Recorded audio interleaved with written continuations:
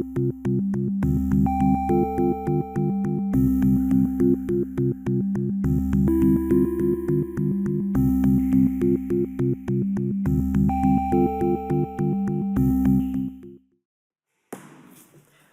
evening. I'm calling to order this meeting of the Arlington Select Board on Monday, October 20th, 2025. I am Select Board Chair Diane Mahan, and beginning with our board members, joining me here tonight are John Hurd. Eric Helmuth. Steve DeCourcy.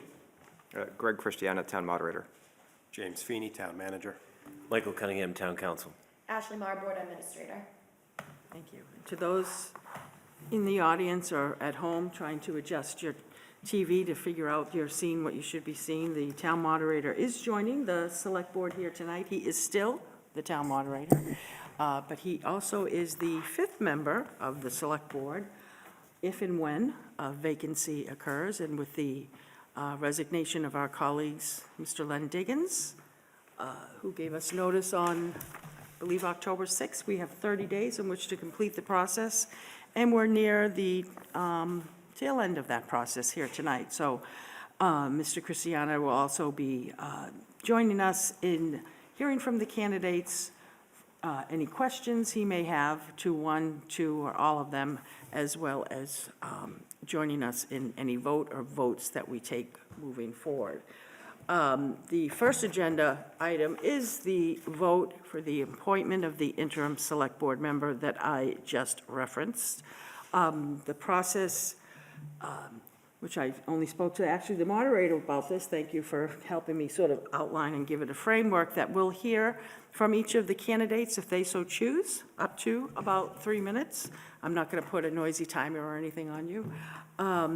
And I was thinking, with the permission of my colleagues, with the caveat being that when the 3 individuals appear before us in person or by Zoom, after they give their statement, or if they don't, we can go right to it. If any member or members have questions, they can do it as the person is either in the chair or on the screen, but also with the caveat that if we get to the end, that any member or members thinks of a question that they haven't asked, we can always do that and ask them to come back and join us in the chair or by Zoom.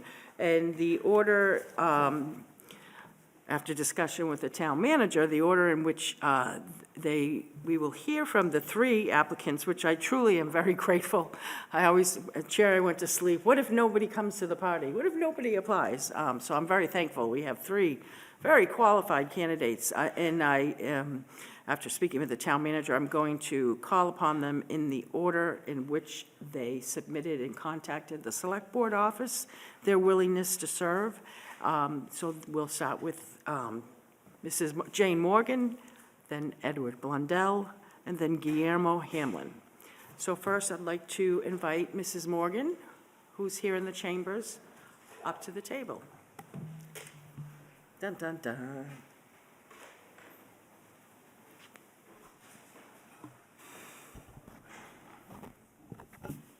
Hello, you want me to go ahead and get started? Yes. Hi, everybody.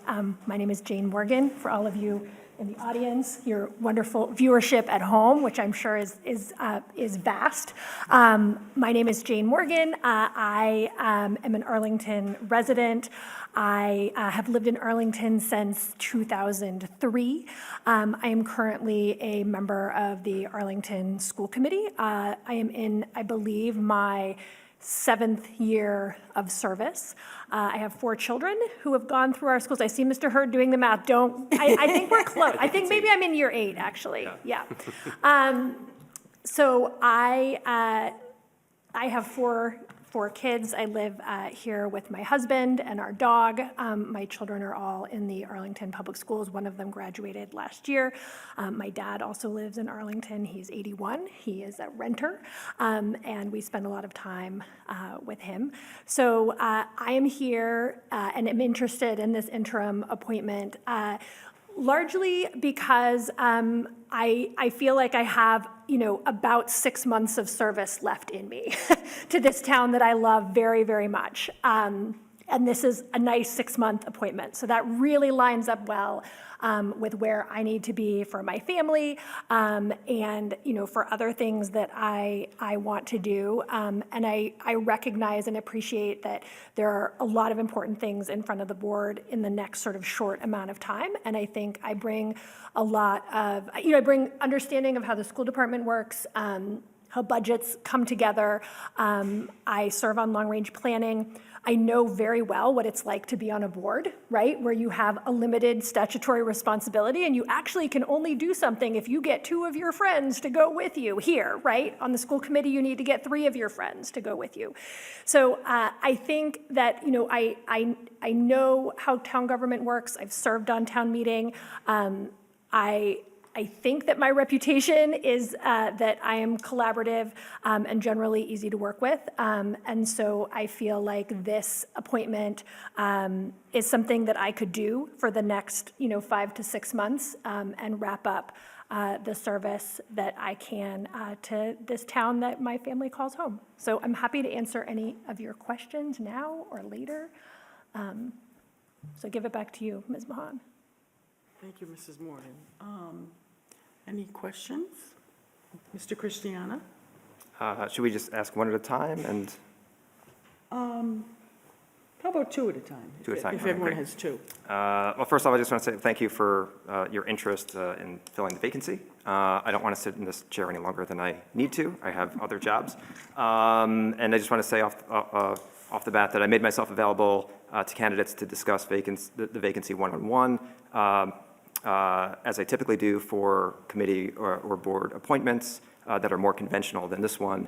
And questions that I asked in those conversations do not overlap with the questions that I'll be asking tonight. And so my first question, Mrs. Morgan, is, as you know, the select board members are typically elected by a townwide election, and whoever's appointed tonight will not have been elected by voters to sit in this seat.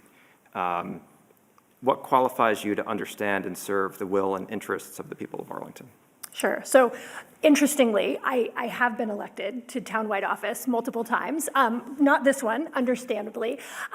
So, I've run multiple townwide campaigns. I've participated in several debt exclusion and operating override campaigns. So I have a deep respect for the will of the voters. I understand that we can only do what we do because we go and we ask our neighbors and our parents for their vote and support on a certain cadence. So, I think that I have served in a townwide capacity.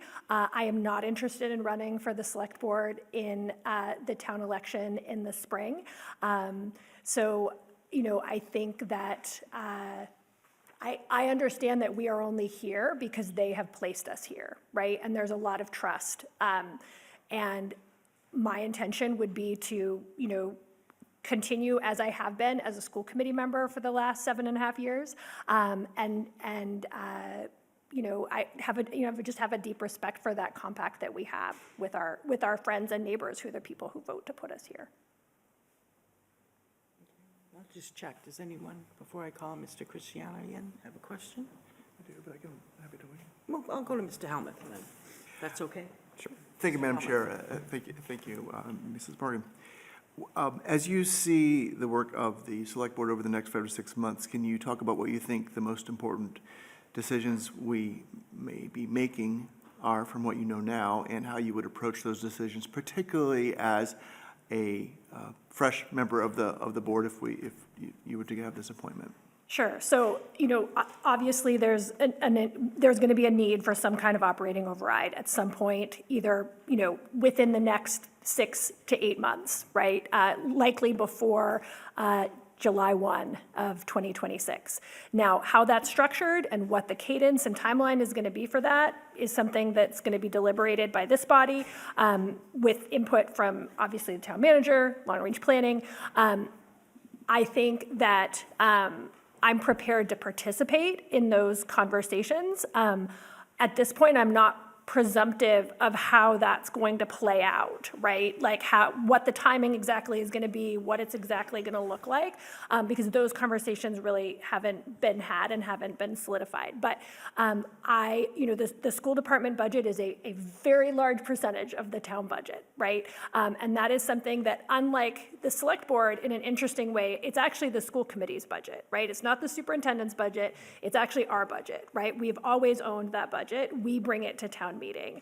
We approve it. We go through a process, a very rigorous and extensive process of sort of reviewing and vetting those pieces. So I have a very deep understanding of how that budget works and what it looks like and what the resources that we have been given, how they're being used. So I think that I can bring that knowledge. I'm not coming pretending that I have a deep understanding or knowledge of how the library budget works, or how what the parking receipts are, right? But I know a lot about the schools, I know a lot about our budget, and I know a lot about, because I serve on long-range planning with Ms. Mahan and Mr. DeCourcy, what those conversations look like. I've been to the finance committee many, many, many times. I know what that deliberation looks like. I know what those conversations, what kind of questions come up there. They're all good questions, right? So I bring that knowledge here along with a deep curiosity. I'm very curious about learning about new things. All of you have a lot of experience, and I'm not presumptive enough to think that I'm going to come here with some deep knowledge about traffic. I'm just not going to probably get that in the next 6 months. So, and that I think is, I think that what I can do is bring an understanding of the schools, the structure of what an override looks like, how you go to the voters and actually make a responsible ask, what that looks like, what it takes to pass one of these. I can participate in the conversations in whatever form they come over the next 6 months. Thank you very much. Thank you, Madam Chair. Mr. Hurd? Thank you, and thank you for your interest.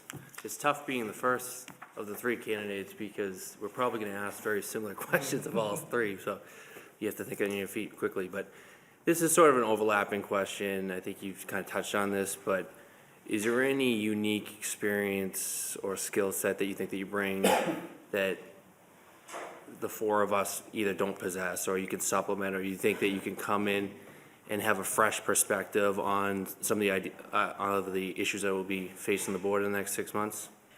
I mean, certainly my work with the schools, right? I've also been a part of a number of operational and debt exclusion campaigns. In my paying job, in my life that actually pays my children's health insurance and our mortgage, I'm an administrator, I'm an associate dean. I work in higher education, which is a very exciting place to be right now.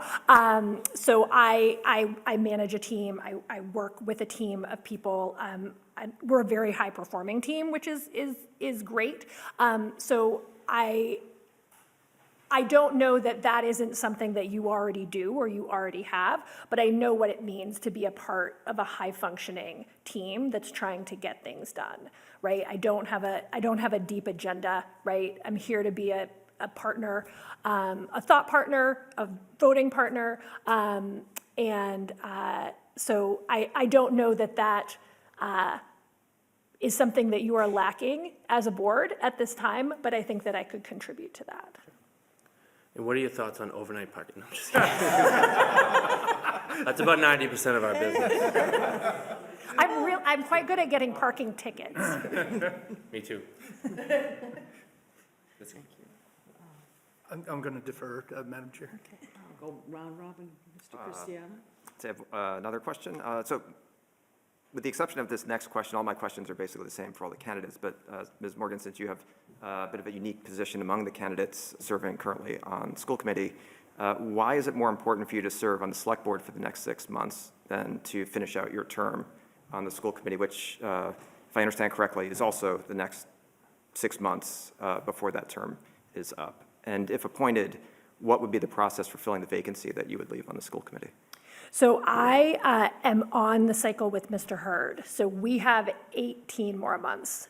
So my school committee term is another 18 months. Okay. So for a variety of personal and professional reasons, it would be preferable for me and my family, for my town-wide service to have a firm end date in the spring of 2026 as opposed to in the spring of 2027. So I think with that in mind, when this was not obviously any of our plan, right? When this vacancy arose, it was a sort of like, gosh, this is one way to sort of finish this out in a different way, do something else, participate in conversations that are necessary and needed. I come with experience serving in a townwide office. So it meets a need here, and then it opens up an opportunity to build people to come in through the school committee. It's a bigger board, right? There's 7 members.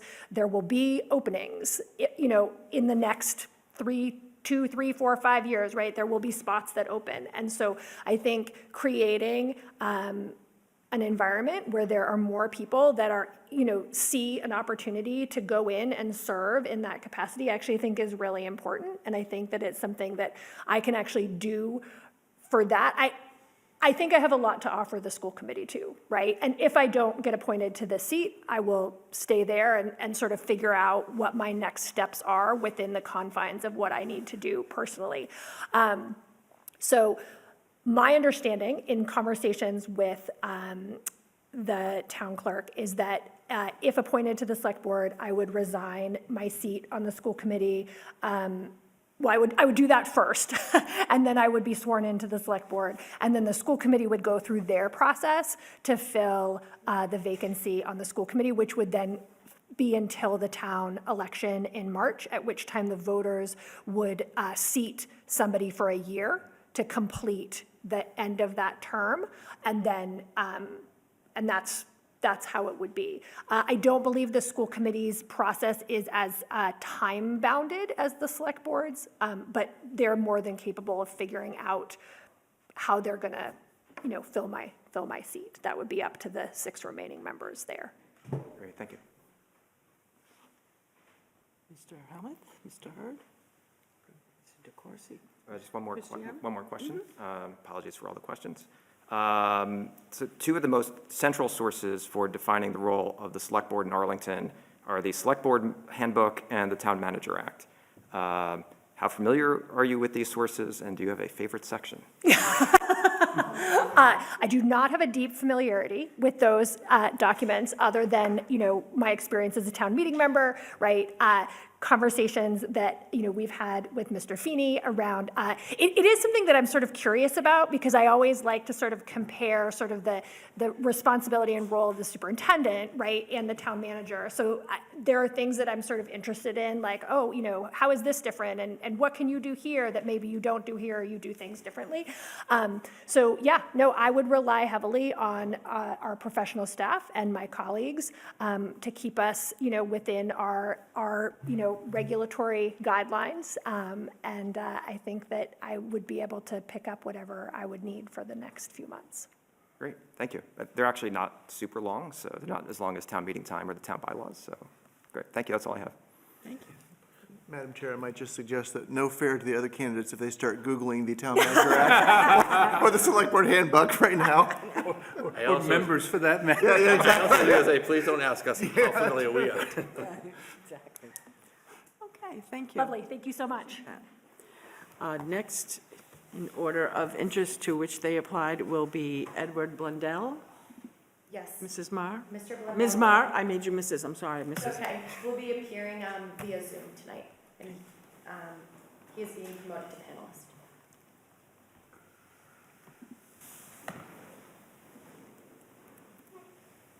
Hello, good evening. Ed Blondell here. Before I get into it, can you guys see and hear me okay? Yes, we can. Great. Okay.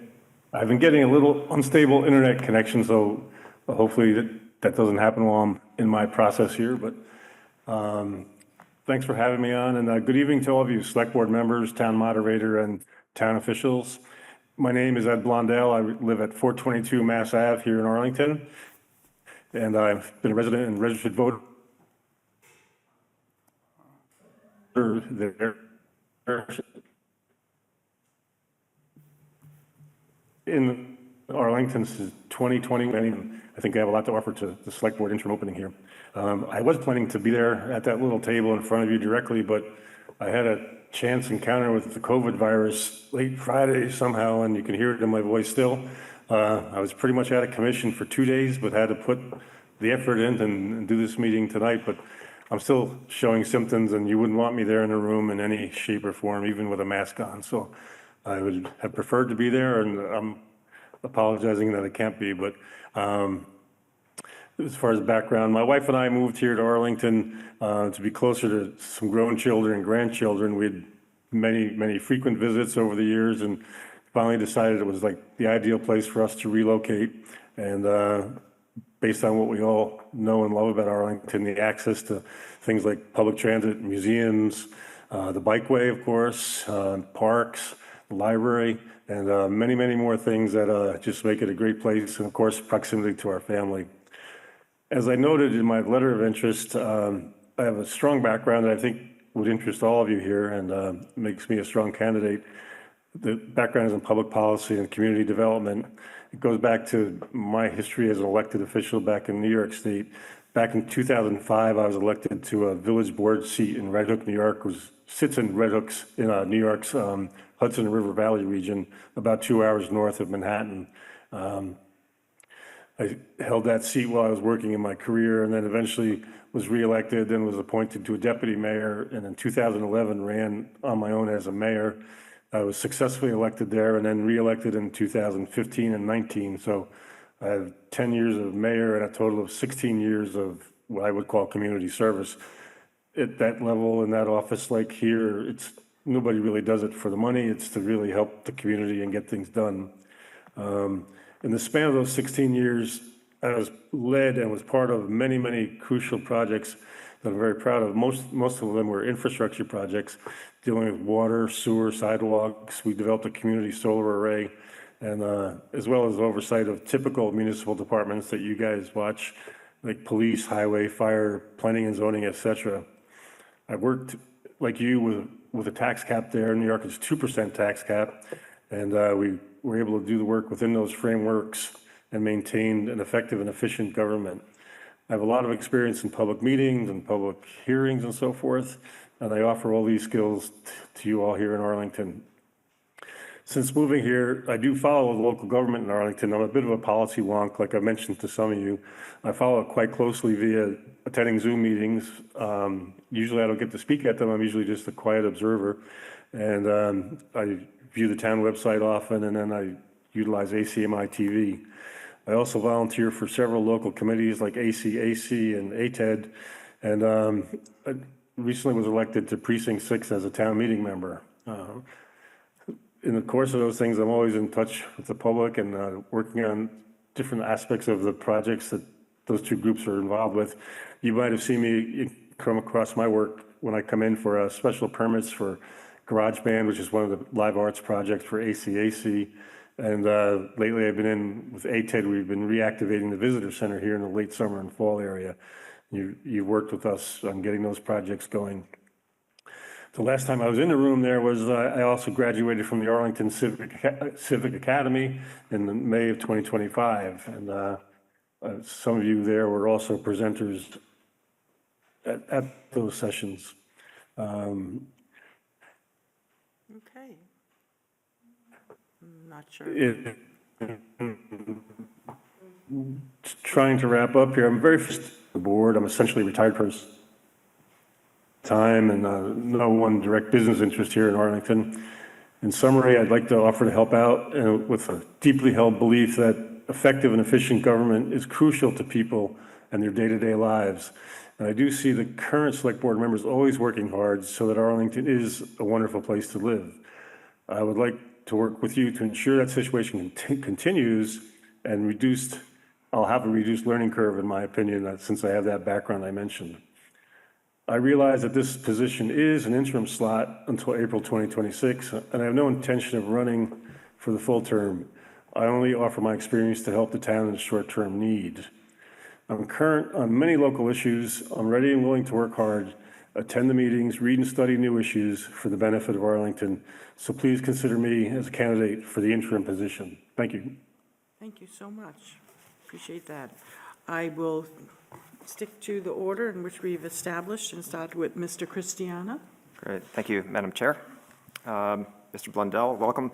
As you know, select board members are typically elected by a town-wide election. Whoever is appointed tonight will not have been elected by the voters to sit in this seat. What qualifies you to understand and serve the will and interests of the people of Arlington?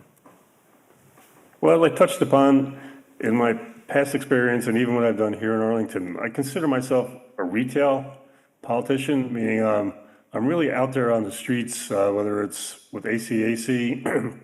I really believe in community celebrations and community events, free to the people. With ATED, I realized that Arlington needed to get that visitor center open, and I was willing to provide the grunt labor, so to speak, too. I don't just get the idea, I actually do the work.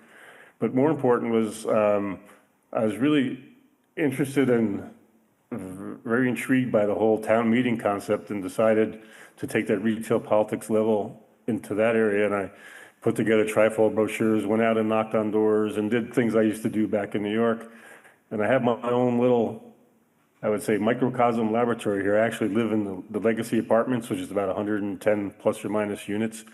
So I have my own little cadre of supporters and direct feel on the street sensors. They're always in touch with me, reporting little different small issues, and I take it to the town's pretty high-tech website, the issue reporting mechanism that you guys have. And so I feel my whole nature is to like listen and observe and then take steps. And like I mentioned too, so much of what local government does is way more important than people realize. It's just day-to-day quality of life, small issues that just have to be dealt with. And I'm out there listening, and I like to do that stuff. Thank you. Mr. Helmuth? Thank you, Mr. Blundell. I hope you feel better soon.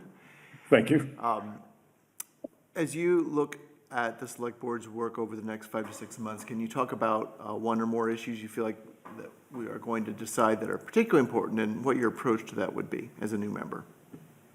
Yeah, two jump to mind. I do have a little benefit of observing some meetings and your prior question, but out of fairness, prior question to the prior speaker, but one thing I noticed that Manager Feeney mentioned once was that within the Department of Public Works, there's a shortage of the labor, the road working type folks, which I think is pretty important to address. I'm not saying anybody's doing anything wrong. It's just my experience with highway and labor and so forth.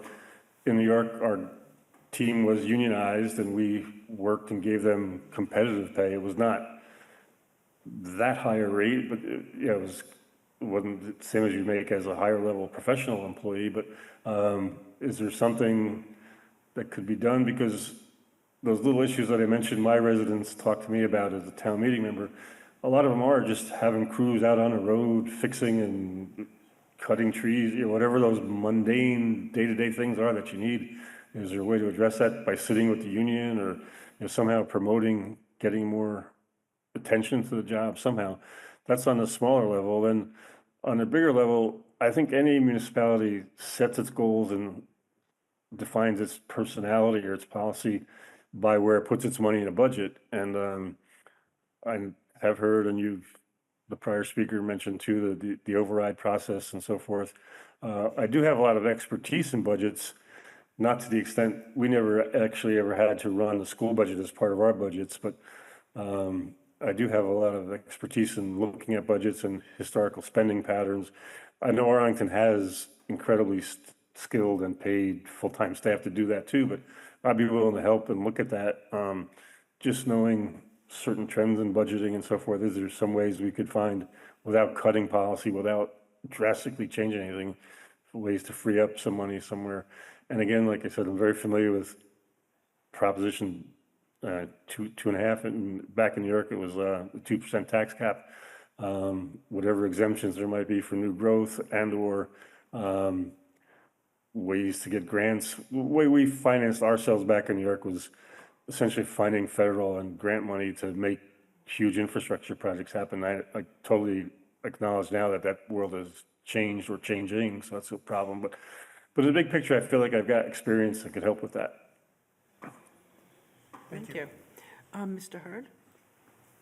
Thank you, and thank you for your interest in filling the position, and I also hope you feel better soon.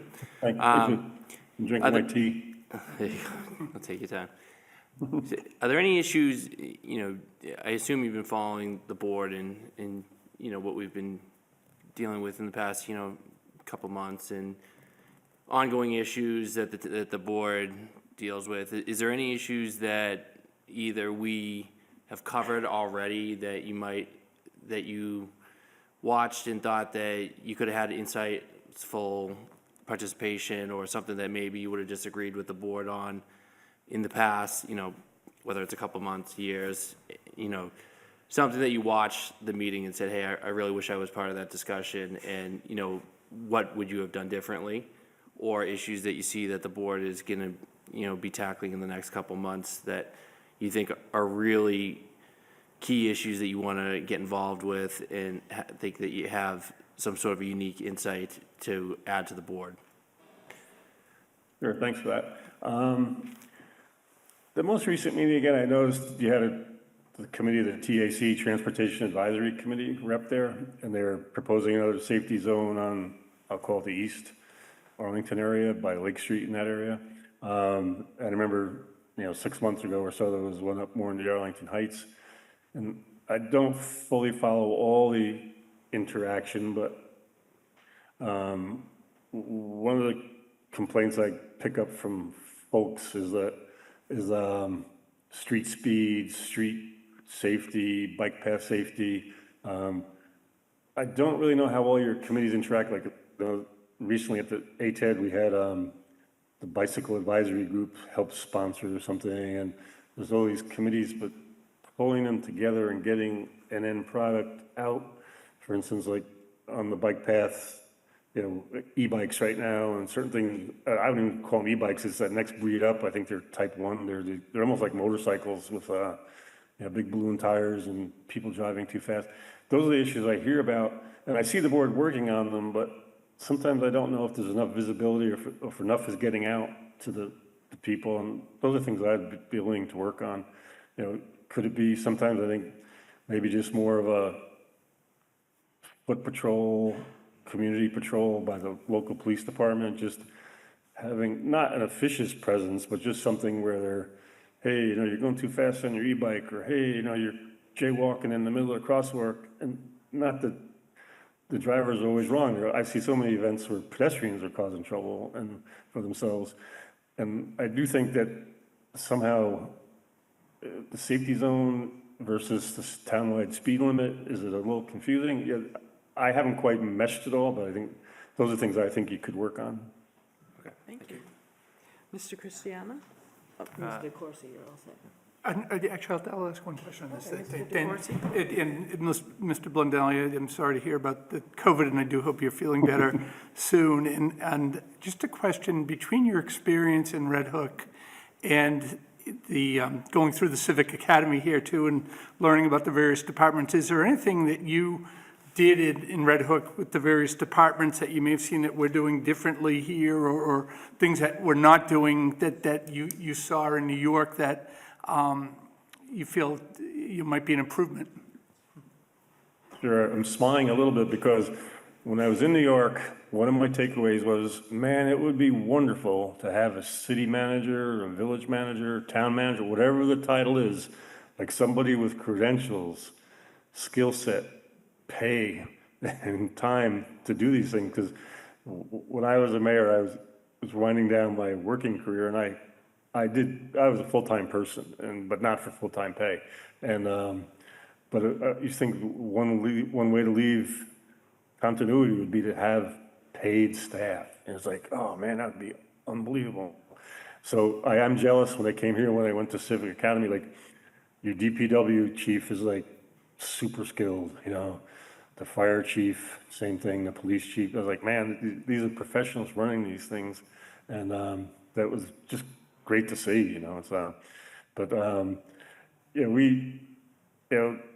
I guess the continuity that you can have here is important to me, whereas in more local places like in Red Hook, if one person that happens to be a good leader leaves, it's sometimes hard to continue the upward the progress, whatever was going on, yeah. So I do think you do a great job here. Thank you. And I Great. Mr. kind of Garcia. as, yeah. Oops, sorry. Sorry. Mr. Luciana? Thank you, Madam Chair. Just one last question. Mr. Blundell, how familiar are you with the Select Board Handbook and the Town Manager Act? And do you have a favorite or most interesting section of those sources? Well, again, I didn't Google it after your first sequence of questions, Thank you for that. Good for you. but I am proud to say that on my iPad, I have the Town Manager's Handbook bookmarked. I'm trying to think, I think my first attention was paid to the section where it deals with how is an interim select board person inserted. And then I've read other parts, but I know it's 64 pages long, and I kind of speed read through and dwelt on that one part. As far as the Town Manager Act, like I said, I've looked at it. I don't fully admit to understanding and reading every piece of it. What I still carry around, I'll hold it up here, is this great Year Arlington annual report, which has great information too. I've been, as I said, I'm kind of a policy wonk. I like looking at the charts and the graphs and the numbers and so forth. And I keep all that more close by than you would think. Great, thank you. That one section of the Select Board Handbook is the one I am most familiar with as well, but that's all I have. Thank you, Madam Chair. Thank you. Thank you. And now we will go to our third candidate, which is Guillermo Hamlin, who is here with us in the chambers.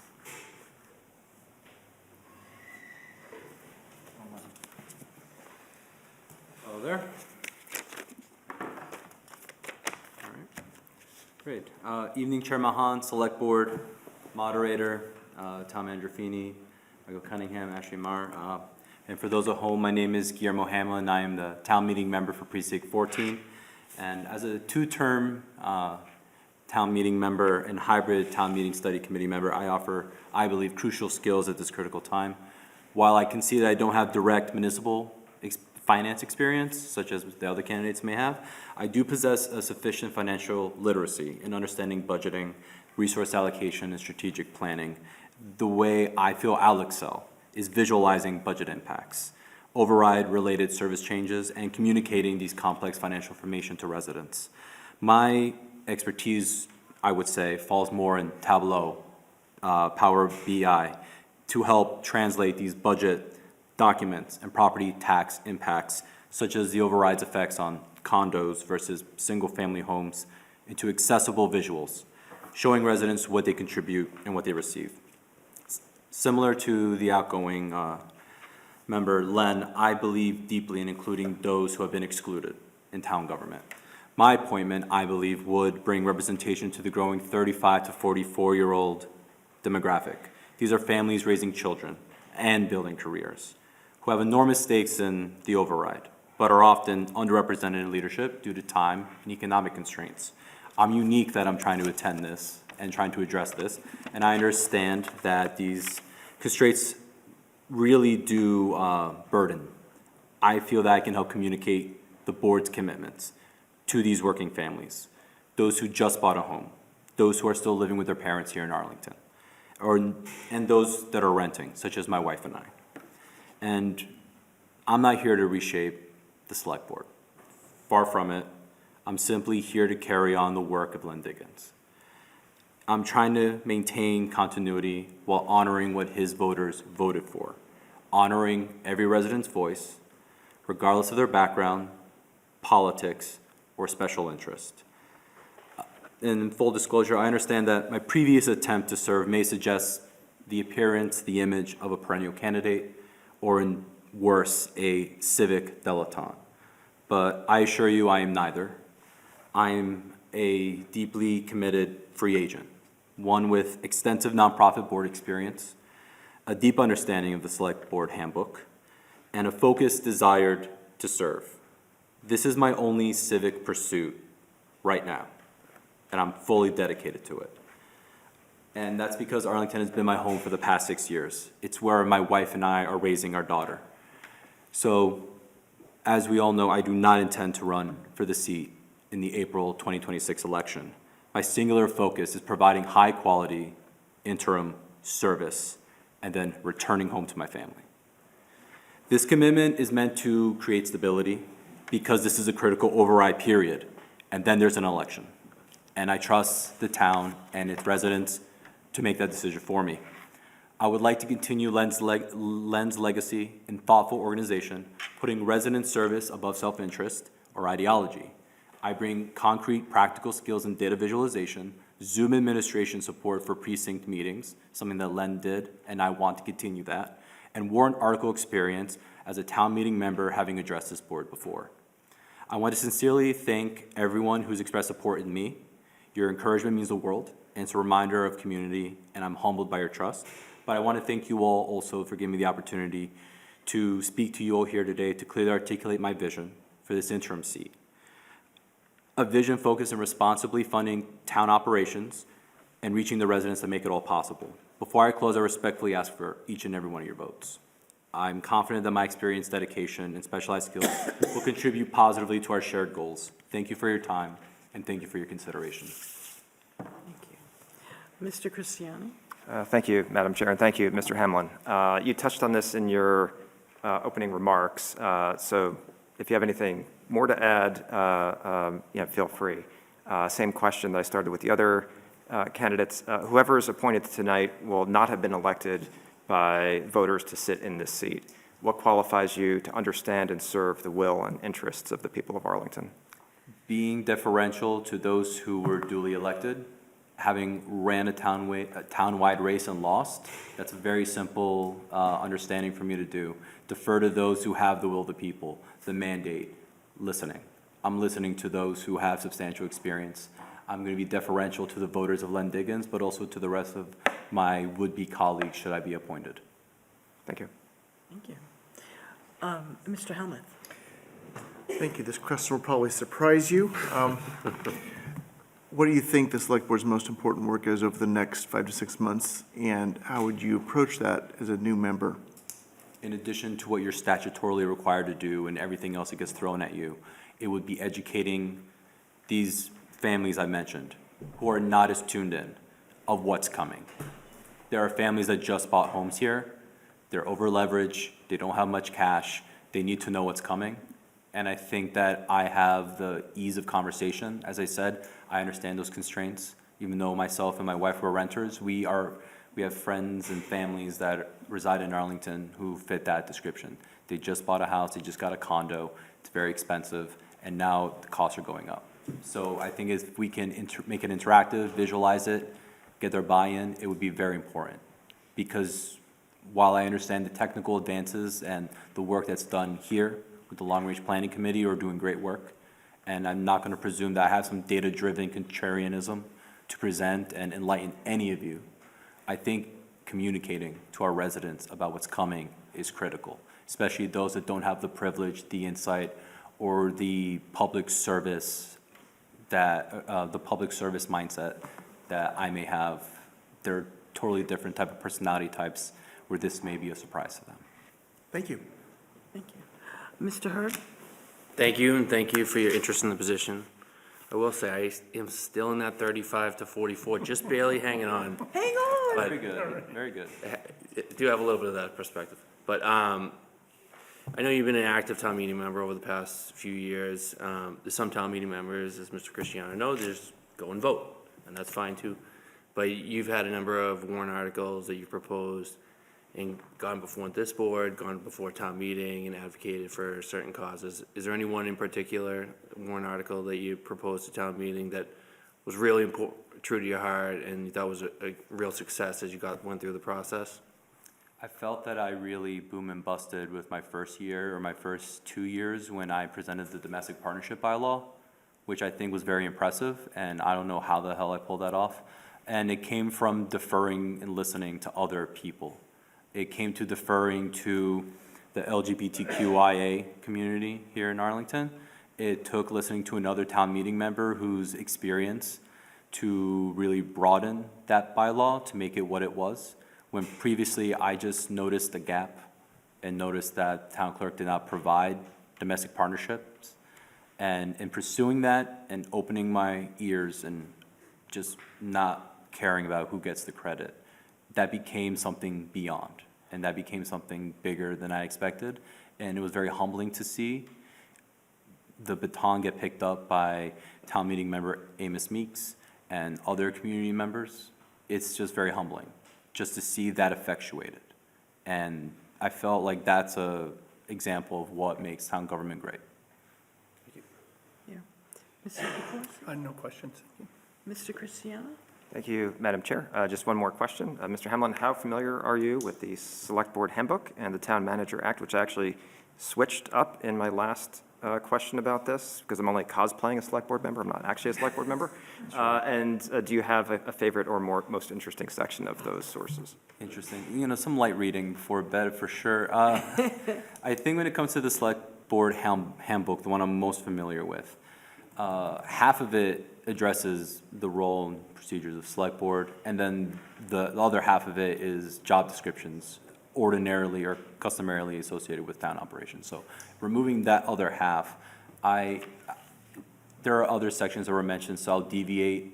What I like is that there is a mention about the clear delineation between Select Board and staff and the separation, as well as emphasizing kindness and thoughtfulness towards addressing staff. Having served a nonprofit board, being the president of a board doesn't mean you're the executive director of that organization, and that carries forward that same spirit.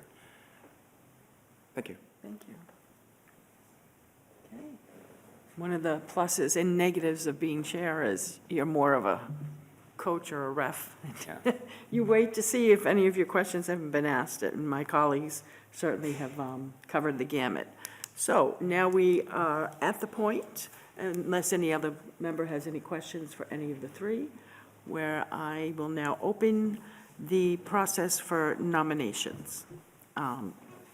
Is there anyone who would like to make the first nomination?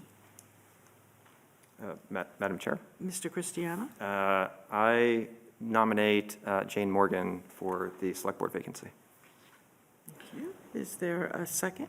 Seconded. Seconded by Mr. DeCoursey. Any other motions, nominations? If not, I would like to entertain a motion to close nominations by So moved. Mr. Helmuth, seconded by Second. Mr. Hurd.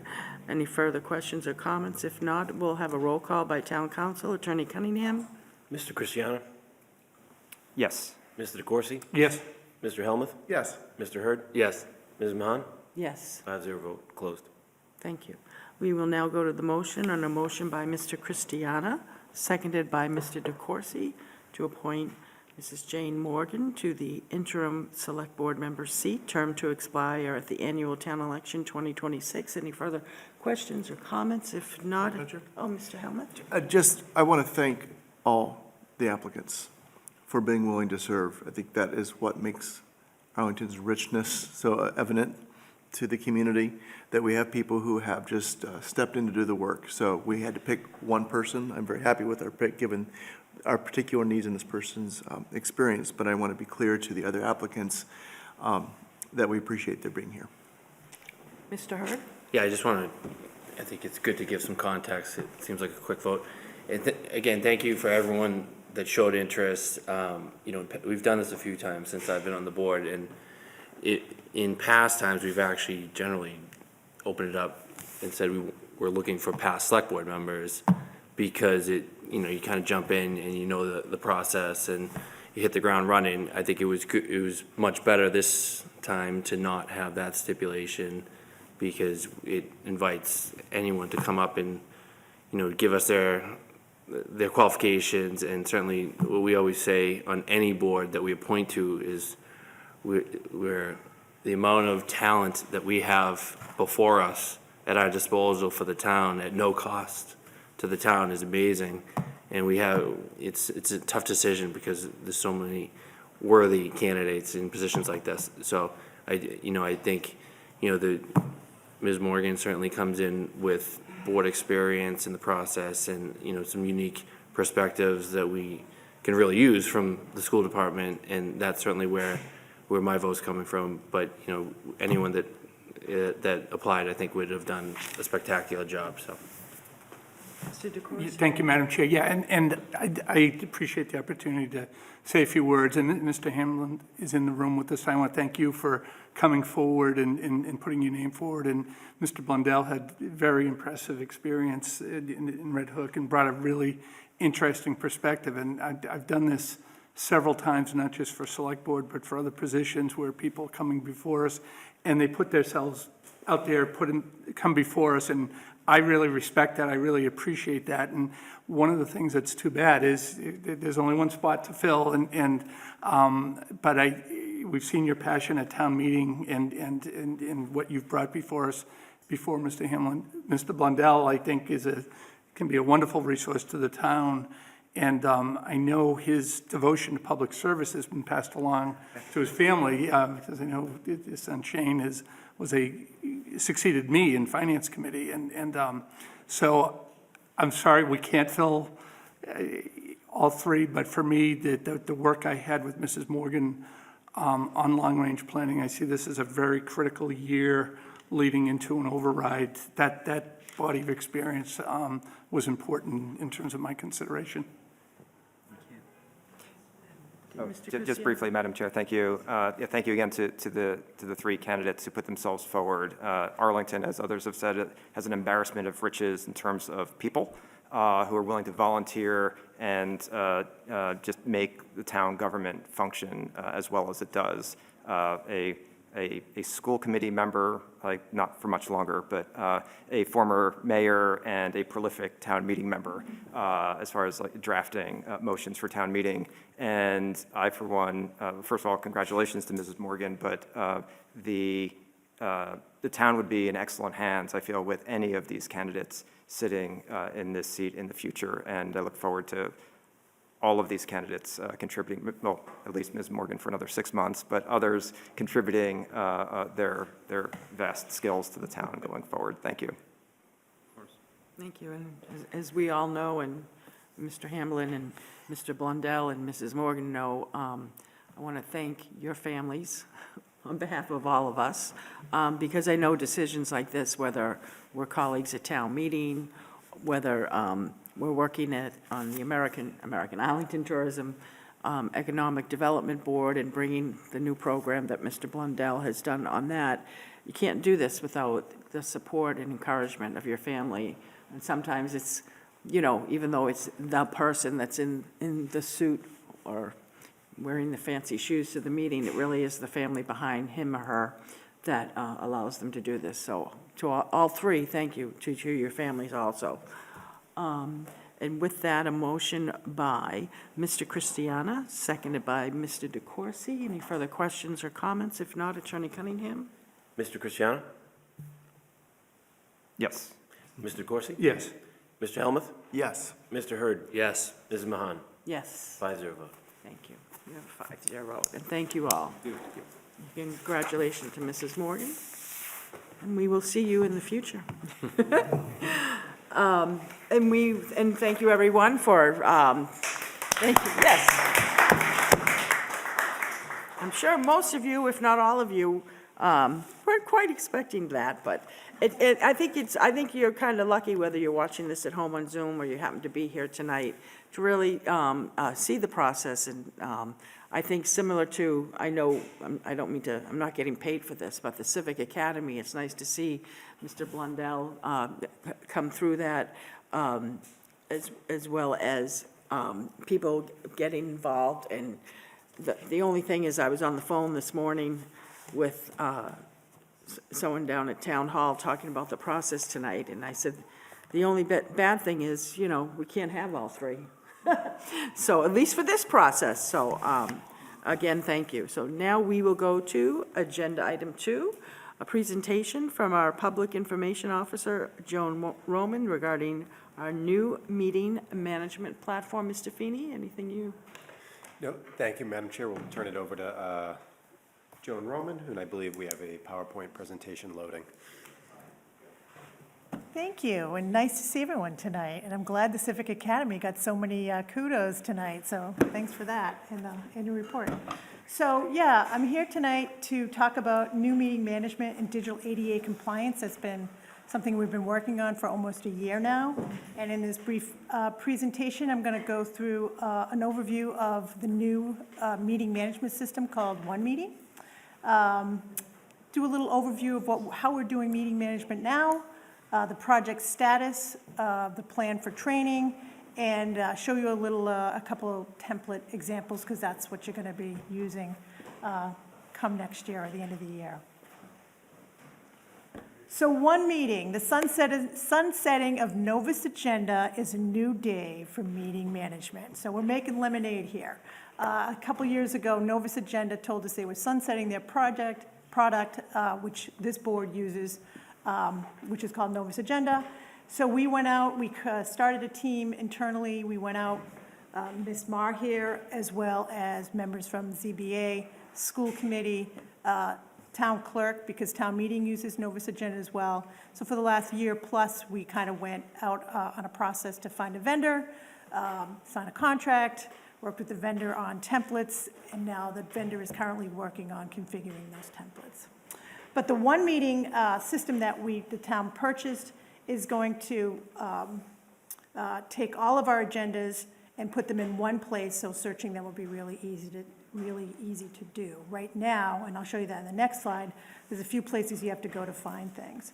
So because all these kind of moving parts are happening, this was a good opportunity to look at that. Another part is to improve the digital ADA compliance. In the spring of 2024, I want to say, or 2023, the DOJ came out with what they call the ADA, DOJ Final Rule for Title II of ADA compliance. For Arlington, as a municipality under a population of 50,000, that deadline is April of 2027, and it's for websites, mobile devices. And for us, an area that we need to look at is our document, our ADA compliance on documents. We're really good on our HTML. We've been working on that since 2018, but our documents need a little help. So because we're being moved to this whole new meeting management system, it's a good opportunity to look at our workflow, work with our internal teams that do the bulk of the preparation of documents. And I'll say, for agendas and minutes, we add probably about 1,500 documents a year. We have over 30,000 documents that we're going to be migrating into this system. And Novus Agenda has a bunch of documents. I couldn't give you a number on that, but it's probably thousands and thousands there. So we're going to move them all to this new system. And another thing we looked at in that 1 year that we worked together to kind of come up with these templates, we noticed some kind of inconsistencies in language we were using. Like, for example, some people are using public comment, which is specific to a hearing, when they really meant open forum. So those kinds of little things that might have kind of gone out over the years, we're going to clarify, and the template's going to help us do that. So yeah, there's a lot of benefits to kind of starting anew. So next slide. So right now, as I alluded to, on the left you see our current management systems. We have Novus Agenda, which 6 boards and committees, including this board and the other ones I mentioned earlier, use more complicated compilations of agendas and minutes. And then we have the town website for 80+ boards and committees that give us a simple PDF, a simple document for an agenda and a simple document for a minute. And that's where that 1,500 come. And if you look very small at the bottom of the screen, it says agendas and minutes. If you need to go before 2014, you have to kind of burrow down to those folders and kind of hunt and peck and find that agenda that you're looking for, that particular item that you're looking for. So on the right will be the new meeting management. That's not the Arlington one, but that's kind of a similar user interface that you're going to see. You'll see a listing of the boards and committees on the left. You'll see the agenda in HTML format for those that use current Novus Agenda. You'll see the PDF version, and then when it's done, you'll see the minute afterwards. The nice thing about this system, it's scalable. So if we decide we want to add video to it, for example, we can add video to it. There's all sorts of bells and whistles. They'll charge us for that, but it's scalable for those kinds of features should we want to add them later. The other thing is in our testing and our evaluation, we looked at, I think, the city of San Antonio, and we did a lot of kicking the tires for searching. And we were finding, we put keyword searches, and we're finding information going back to the early aughts, 2004. It would pull it up and it would actually highlight where the word was in that agenda, so you can quickly kind of go through and find all the information you were looking for. For example, like a property, if you were looking for 422 Mass Ave or something like that. So for those that work in document management day in and day out and have to search for things, this is kind of exciting. I know for some that maybe not works in document, this may seem a little dry and bland, but this is kind of a big deal. Next slide. So I mentioned earlier that we created this internal team, we signed the contract, then we worked with them to solidify the templates. In the middle, that's where we are now. We're kind of right in the middle of phase 3 and phase 4. We're just about to get the keys to the back end so we can kind of test the configurations that they've done on these templates, kind of kick the tires a little bit. And now we're also going out, we're starting to do training. The launch of the new product is going to be December 15th, so all of a sudden it's like quiet, quiet, quiet, and then vroom, we go. So we're out working with our internal team. We'll start doing the training between now until we do the launch. And then phase 5, it's a little different from what most launches you might be familiar with, is when we launch the product, all new agendas and minutes, regardless if it's a PDF or using the agenda automation, which is similar to the Novus agenda, which this board uses, all future things will go there. But there'll be like a 6-month to a 1-year time period where historical documents won't be on the new system. There's going to be a time where they're going to need that 6 months to a year to migrate those 30,000 plus documents into the new system. So people will now be looking at the 2 old systems plus the old thing and the new system. So I kind of want to highlight that just so folks know that it's not going to be a quick switch and we're going to have a new system. There's going to be a whole new path for that.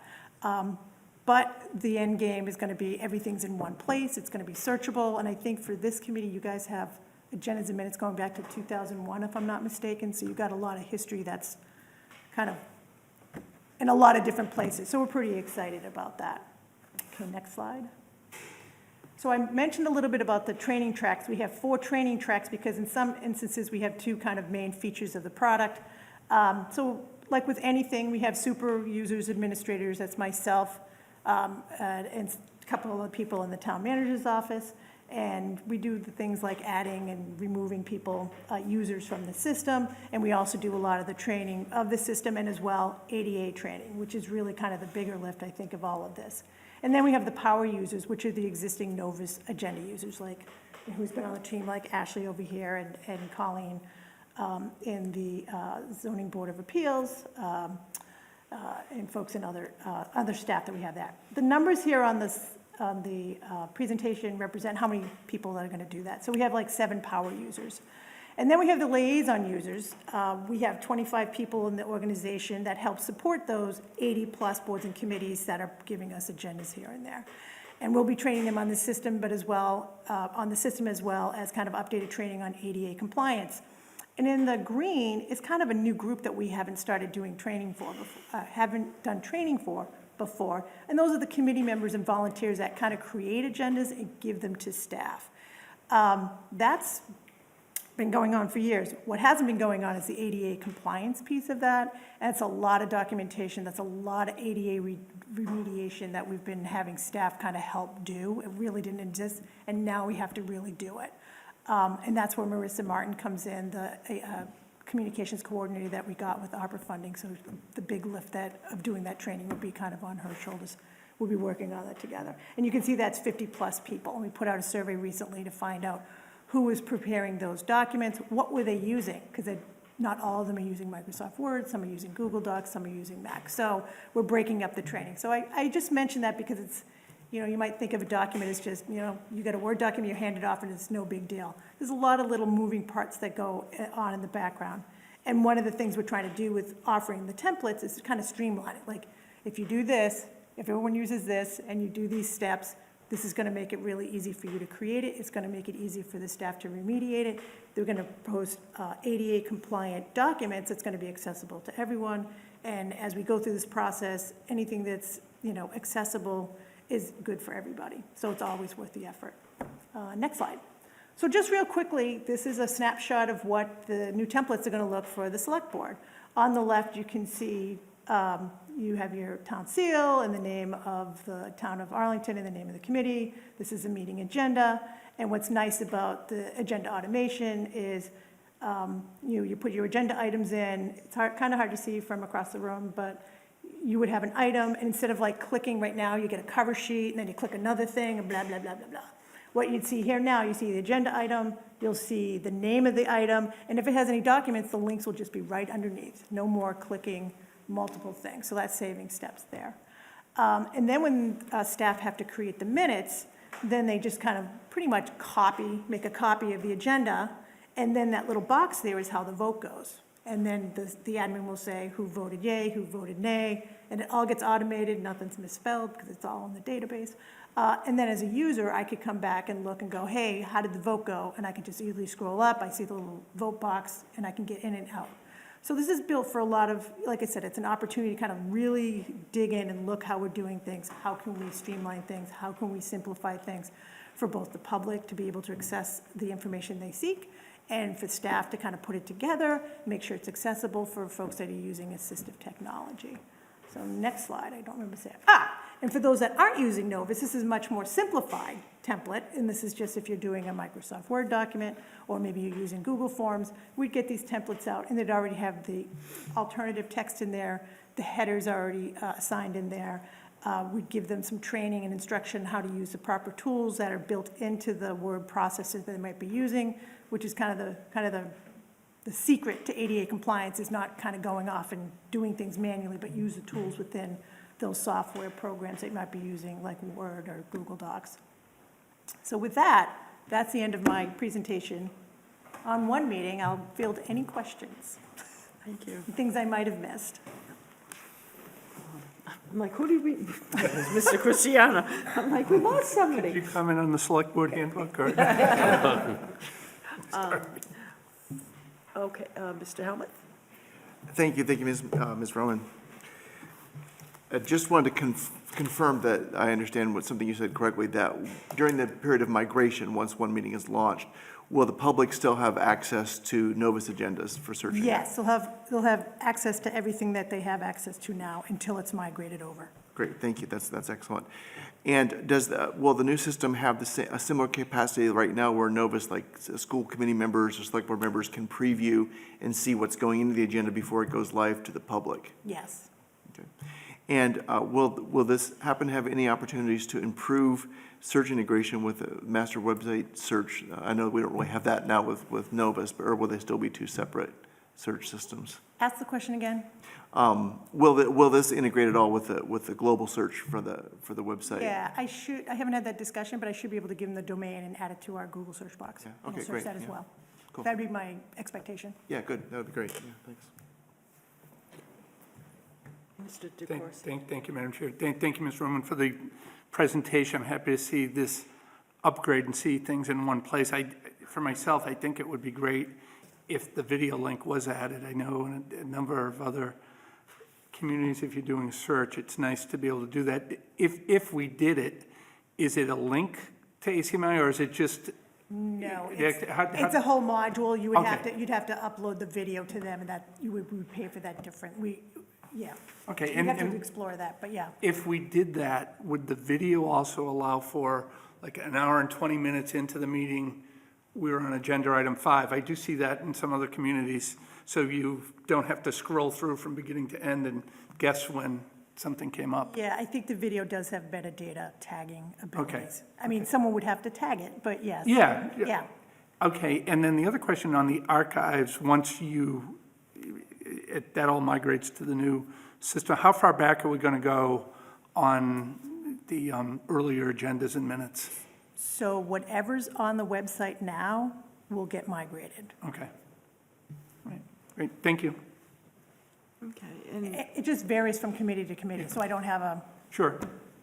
No, I didn't know, I guess maybe a follow-up said that, thank you, Madam Chair. I mean, we've got I think you down go in the back to basement going back to who knows when. It's whatever's available here. There's not going to be digitizing. Correct. Yeah, okay. correct. Yeah, okay. Thank you. And I understand this is a working, quote-unquote, document, and as we get the new system up and running, we can customize it and tailor it to us. One of the things that's always been frustrating for me with a Novus agenda, besides the actual technological issue, I always have a printed copy just because of sometimes the network just doesn't work. But the other thing is, and I don't know if this is something we need to, is a feature already available, or if it's something we can write a program to make it a little more user-friendly. One of the things that was difficult for me with Novus Agenda is each agenda item, you can click on reference materials.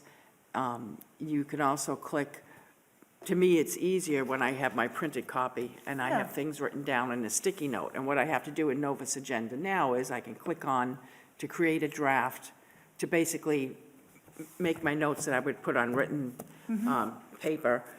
But the problem is there was no, like, written paper, you can put a little, Post-it note or Right. something to know that something there. One of the things that we just couldn't get to work on the current feature was that if on Agenda 10, Item 10, I did have some notes, I go in to the feature to create a draft or whatever and save that. There was never anything that a week later, after I've done all that work, that when I go in on the agenda, that there'd be a little asterisk or something like I would have to remember to go in each time and say, oh, did I create a note on this? Gotcha. So if I relied on that. So moving forward, I don't know if that's something that's inherent in this program, or it's just gonna be the same thing again. It's not going to be the same thing, I'll Yeah. tell you that. Okay. Yeah. It's definitely a step up. What I'm hearing is it sounds like you want something to, be able to attach notes to it, to save before the meeting. I want it so that if I attach a note, Yeah, it's as still I there when you go down, back. if there's something that prompts me to say, that there's a little asterisk on agenda item 10, that I know that little asterisk means, Mahan, you wrote a note on that. Okay. Similar to if you put a Post-it on something. Actually, let's make a note, we'll take a look at that. Yeah, we can look at that. And if it can't be done, it can't be done. So with that, can I take a motion to receive the new meeting management platform presentation by So move. Mr. Hurd, seconded by Second? Mr. DeCoursey? Any further questions or comments? If not, on a motion by Mr. Hurd, seconded by Mr. DeCoursey, all those in favor say aye. Aye. All those opposed, unanimous vote. You can stay right there. Thank you. Next, we have agenda item 3, discussion and vote, implementation of House number 4027. I am grateful that for this special legislation, our legislative delegation was able to get it passed, unique to Arlington. That I'm pleased that, A, it will save money, but B, even more importantly, that we've heard from a lot of people, is creating more visibility for our legal notices, and also having a clearinghouse or houses, depending on how we vote, where people will know where to go. And it's my understanding that under the special legislation that was passed, there are 5 options that town council has outlined for us, A through E. We need to choose 2 in order to proceed forward. We're not going to get into the negotiations in terms of negotiating a price with whichever online news media. If we so choose an option similar to that, that will be the town manager. But first, should I turn it over to Mr. Feeney? Sure. Thank you, Madam Chair.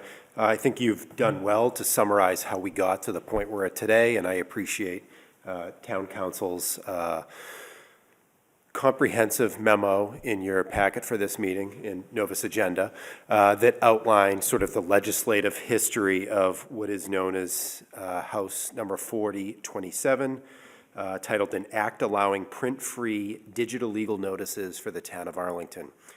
As Madam Chair alluded to, there are 5 methods outlined in our special legislation.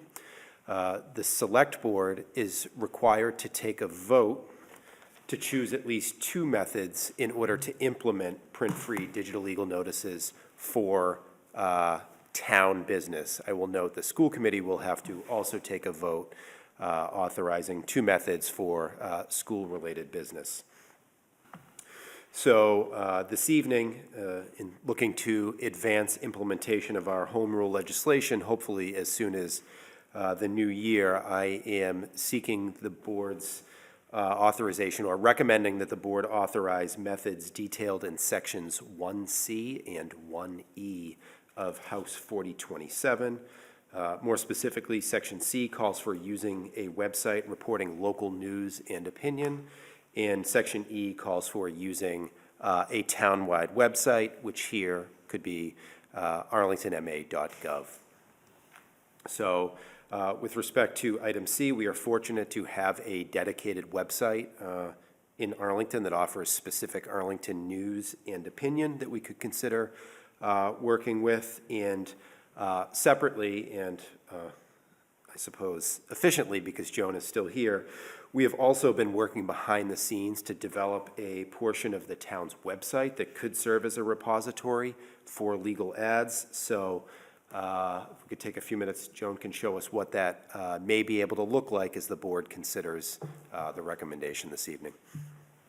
Okay. So recently, Jim asked me to do an audit of legal notices, see what's out there, and see, make sure we get everyone in here. And I met with all of these different boards and committees and department heads: Select Board, the Town Clerk, Conservation Commission, Redevelopment Board, Zoning Board of Appeals, Public Works, Planning and Community Development, Public Works, and Purchasing. And as you can see, there's a variety of hearings and procurement and all sorts of compliance they have to do with legal notifications. So we put together this legal notices section, and a lot of the same people that worked on the one meeting was in this group as well. So as far as talking about doing templates and doing ADA compliance, that all kind of fell into place, which was really great to hear. But we decided to come up with a dedicated legal notices section.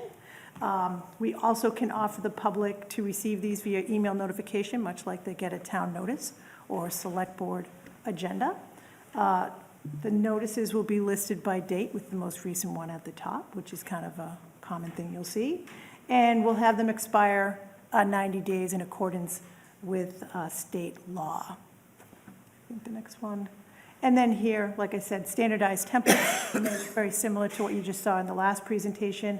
And I'll just emphasize that consistency equals readability, and the workflow was designed with an ADA lens. And you're going to hear me say that a lot whenever I talk about making documents. So it's a good message worth repeating. Just to give you a little, and that's it. All right. Thank you, Madam Chair. Attorney Cunningham? Thank you, Madam Chair. I just wanted to mention, too, for the board that pursuant to Section 2C of the law, if the board chooses two methods of notification at this time but wants to reconsider those at a future date, the board could do that. You read my mind. I was going to ask you to highlight that for us, so making my job easier. And I do appreciate the memo that Town Council provided us regarding how we started, how we got here, and what vote we need to take forward of the 5 options. We need to choose 2, and I do appreciate that we can always revisit that, or a future board can revisit that in the future. So with that, any questions, Mr. Hurd? So I think this would be for town council through you. For item C, is your Arlington, does that qualify as a website reporting local news pursuant to subsection C of section 13 of chapter 4? Madam Chair? Attorney Cunningham? Yes, Mr. Hurd, it would. And so in making a decision under that item C, would we if we say we wanted to go with your Arlington, is that we specifically would name that it would be through that website? Madam Chair? The board doesn't have to do that, no. That Or could it could be, be that could be any- left to the town manager to figure out which website would be most appropriate and most advantageous to the town. So what we would vote on is a website that satisfies section C and a townwide website that satisfies section E. Madam Chair? Exactly, Mr. Hurd. Well, barring robust discussion on this, it would be I would make a motion that we approve this with 2 means of communication, section C as outlined and section E as outlined. Is there a second? There's a second, and I have a question. Mr. Helmuth? Thank you. I guess I'd like to ask the town manager his intention right now with application of Section C, and do you have an intention about which website you would pursue an engagement with? Mr. Feeney? Thank you, Mr. Helmuth. It's a fine question, and As far as I am aware, there is only one website that I know of that would satisfy that criteria. So I would engage your Arlington in a further discussion about potentially serving this need on behalf of the town.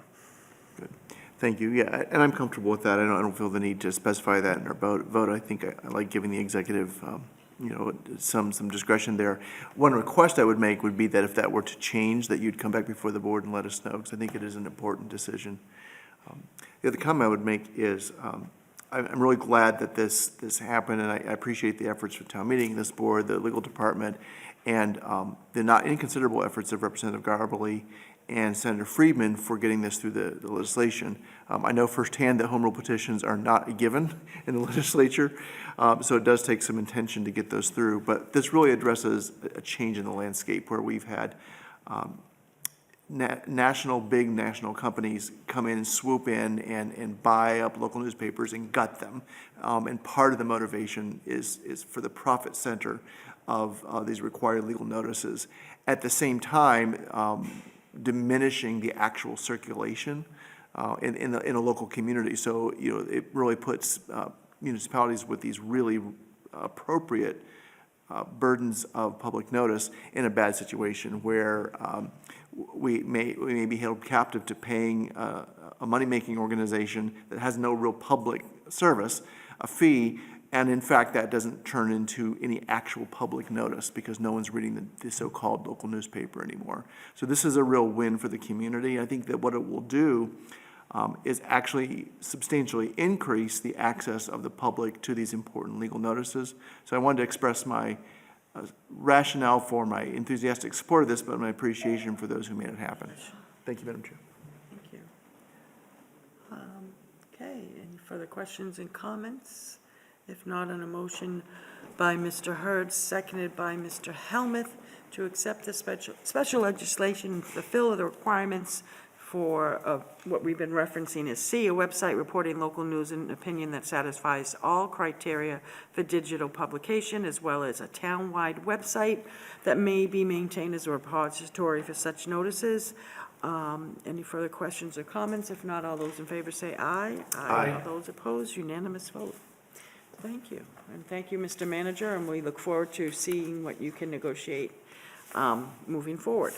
Next, we will go to an update on the RFP for the lease of space at the Dallin Library Building. Our Town Manager, Mr. Feeney.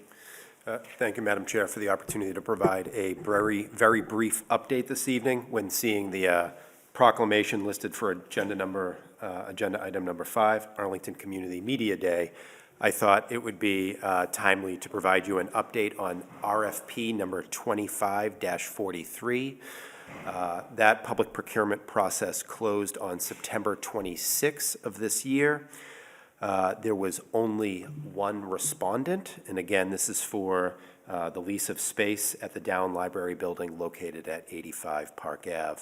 Upon review, it has been determined that that one response provided by the respondent, Arlington Community Media, Inc., most assuredly meets the public purpose voted by this board on August 18th of 2025 to provide educational, cultural, or community service activities to the residents of Arlington. Again, what that allows the town to do is to lease this particular parcel of real property at less than market value because it serves a duly voted public purpose. So we do have that one response. It has been deemed to comply with the public purpose. The only steps left for us to undergo before moving forward with executing a lease with that RFP respondent will be to ensure they can secure or obtain the appropriate insurance for the use and occupancy of that particular town property. And then we will need to post notice in what's called the Central Register, which is a statewide repository for bids and procurements in accordance with what we know as Chapter 30B, to again state that we are intending to lease that public property at less than market value. So that is, by and large, where that particular process stands in follow-up to the vote this board took in August. Thank you. Thank you, Mr. Feeney. Any questions? If not, I will move to agenda item 5, proclamation, Arlington Community Media Day. Norm McLeod, the executive director, asked for the, if we could approve this proclamation for October 20th, today, 2025. I'm not sure if anyone is here from ACMi, Arlington Community Media. If not, I'll read the proclamation and then take a motion from my colleagues. Whereas the sharing of ideas and information helps to empower the local community as well as building common understanding and common values within the community. And whereas community media organizations provide a means for diverse communities to tell their stories, hear each other's stories, and create new stories together. And whereas community media organizations provide people with the skills necessary for the creation, sharing, and consumption of knowledge and ideas through media. And whereas community media is an important resource for participating in local democratic policy and processes. And whereas community media connects community organizations, schools, and local governments to their constituents so that they can become civically engaged, express ideas, and advocate for causes. And whereas in many communities, people are not aware of the diverse and valuable programming on public, education, and government access channels. And whereas communities will benefit from increased general awareness of viewing audiences for and creators of media content created by and for the community. Now therefore be it resolved that October 20th, 2025 is hereby proclaimed as Arlington Community Media Day within the town of Arlington, and all people are hereby called upon to promote the importance of community media and training available at Arlington Community Media. And be it further resolved that Arlington Community Media plays a vital role in building our community by cablecasting and streaming local government meetings to Arlington citizens, as well as encouraging conversations about our common interests. And it will, in creating, as well as increasing discourse around policy issues, fostering understanding of local cultures, cablecasting and streaming local events, and sharing information to improve our lives. Is there a motion by Move approval. Mr. Hurd? Is there a second? Second. By Mr. Helmuth. Any further questions, comments? If not, on a motion by Mr. Hurd, second by Mr. Helmuth, all those in favor say aye. Aye. All those opposed, unanimous vote. We'll now go to our consent agenda, minutes of meetings October 3rd and October 6th, 2025. Reappointment Zoning Board of Appeals, Christian Klein, term to expire 10/31/2028. Patrick Hanlon, term to expire 10/31/2028. Request from Katie Luzai, our Economic Development Coordinator, for free parking for local holiday shopping. For approval, Arlington Open Studios lawn signs through November 8, 2025. Tom Formicola and Annalise Ruggles, ACA Executive Director and Communications Director. Request from Janet O. Reardon, holiday stroll in Arlington Heights on December 13, 2025. Request special one-day beer and wine license October 26, 2025 at Ed Burns Rink for the Dan Kelly Foundation Halloween Skate and Beer Garden, submitted by Dan Kelly Foundation and his spouse, Kelly Grealish Kelly. A request special one-day beer and wine license November 1st, 2025, Robbins Memorial Town Hall for a private event by Alice Palmer, and a request special one-day beer and wine license November 13th, 2025, at Maxima Gift Center for wine tasting by Helena Babick. Is there a motion? So moved. By Mr. Move DeCoursey. move approval. Second. Second by Mr. Hurd. Mr. DeCoursey? Yeah, thank you, Madam Chair. And this is a consent agenda, but I do see that Mr. Hanlon is in the audience tonight on a reappointment to the Zoning Board of Appeals, and I know that work both he and Mr. Klein as the chair of the Zoning Board of Appeals has been invaluable to the town, so I want to thank him for coming tonight, thank him for his service, and thank him for his willingness to continue. Thank you.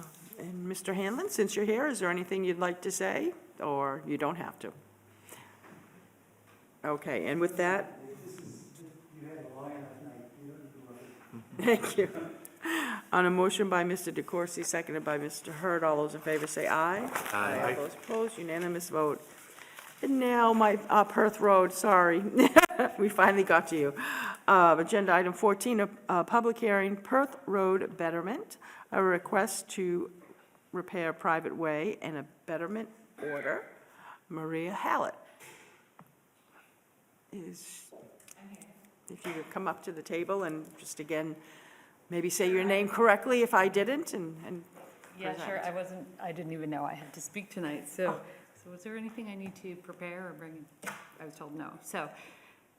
Oh, no, if you want to, just in case someone was just tuning in, if you could just say you're here representing what street or road and what, I guess briefly what the request is. Okay, sure, yes, so Maria Hallett, I live on Perth Road here in Arlington for the past 12, 13 years or so. And it's a private way. It's in major need of repair.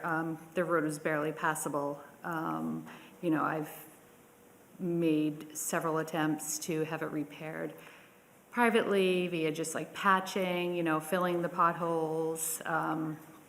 But it was a very, very temporary Band-Aid. I mean, I'm talking like a month or two and it opens back up again. It's all ledge. There's tons of water there. So yeah, a couple of years ago, I learned of the betterment process and, you know, that the town was able to help facilitate getting private ways repaired. Yep, so I'm here. I mean, we've been going through the process for 2 years or so now. So we're happy to be at this point where, you know, hopefully a vote will be made for the repairs. Well, thank you, and thank you for all the work that you've done with your neighbors, for your neighbors. And thank you to your neighbors also, who are joining you in this process, in agreement, as well as in terms of working out the process to make this happen. This is a public hearing, so if anyone on Zoom wishes to speak on the Perth Road betterment, now would be a good time, or the time, to raise your hand in Zoom. Or if there's anyone here in the chambers that would like to address the board, if you could just sit in the front row, and whoever can come up and just identify yourself for the record. You want to sit front row? Sit right there. Right Yes. there, perfect. Thank you very much. Good evening. Again, my name is Cheryl Bosmer. I live at 25 Peck Avenue, not Perth. I am a resident of Peck Ave since 1989 and a lifelong Arlington resident. I mean, you've heard a lot of people today. Across the street used to be McManus Furniture. That was my great-grandfather. My grandfather was a teacher. My mother at 97 years old, still lives in this town. So I have a long legacy here. But let me say not only my comments, but I also have a letter from my neighbors Ishwa and Pushpa, who cannot be here because they are celebrating Diwali. Actually, I'll just start with them. So they said, please accept our apologies for not being able to attend the hearing in person. We are writing to respectfully recommend that the town approve the paving of the entire length of Perth Road, rather than just limiting the project to a portion of the road. Approximately 8 years ago, a section of Perth was paved by the gas company. However, upon recent inspection, there's small cracks forming mostly on the edge. So putting the financial burdens onto the residents living on Perth Road. Paving the full length of Perth Road represents a fair, efficient, and forward-looking decision that benefits all those who use the road. My comments. And again, my name is Cheryl Bosmer. I've lived at 25 Peck Ave since 1998. I rise in opposition to the petition for repairs to this private road. In a letter I received from the town of Arlington, the office of the Select Board dated September 24, 2025, is addressed to the residents of Perth Road. As I've clearly stated, I do not have a Perth Road address. I do not have direct egress I do not have a driveway. I just have a section of my land that abuts the private road. The proposed repairs to Perth Road will only enhance the benefits of the direct abutters from number 1 through number 10, and along with the residents whose driveways are on Selkirk. The proposed paving will cease between number 10 and number 16 Perth Road and will not complete the full length of Perth Road. I seldom drive on Perth Road, but one of the properties on Perth Road not only has a 2-family house, but also runs a business from this address. And this morning, I counted 7 vehicles. I didn't drive on Perth Road at all, just for today. I mean, many days I don't drive on it at all. In the summer of 2024, we, the abutters, contributed $800 each towards patching the potholes on Perth Road. The potholes were the most prevalent between Williams and Selkirk, with one pothole by number 5, which still pretty much remains. The road conditions from number 16 to number 3 was still in very good, and is still in very good condition. After the potholes were made, I had my neighbors on Peck Ave tell me they didn't know that we had to pay for the repairs. They thought the town did.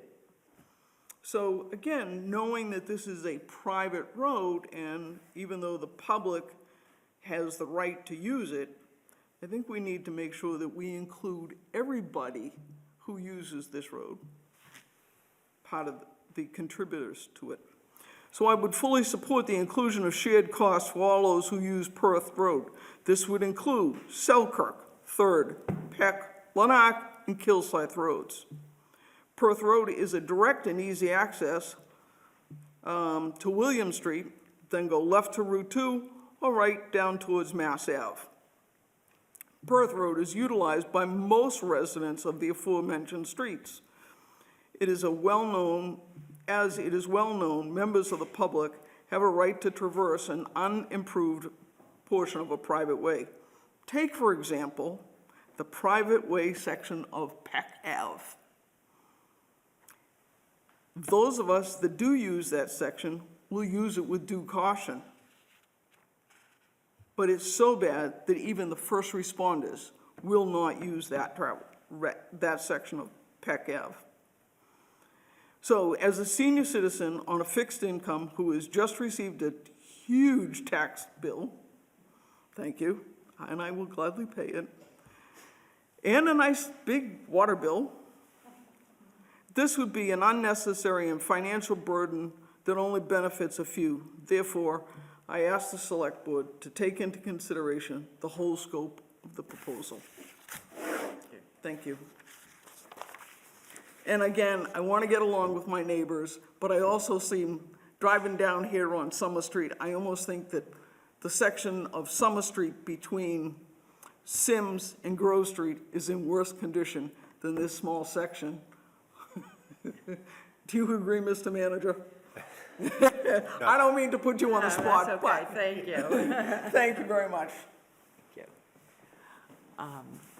I guess I'll go back and forth. Is anyone on Zoom? There is a member of the public I will promote now.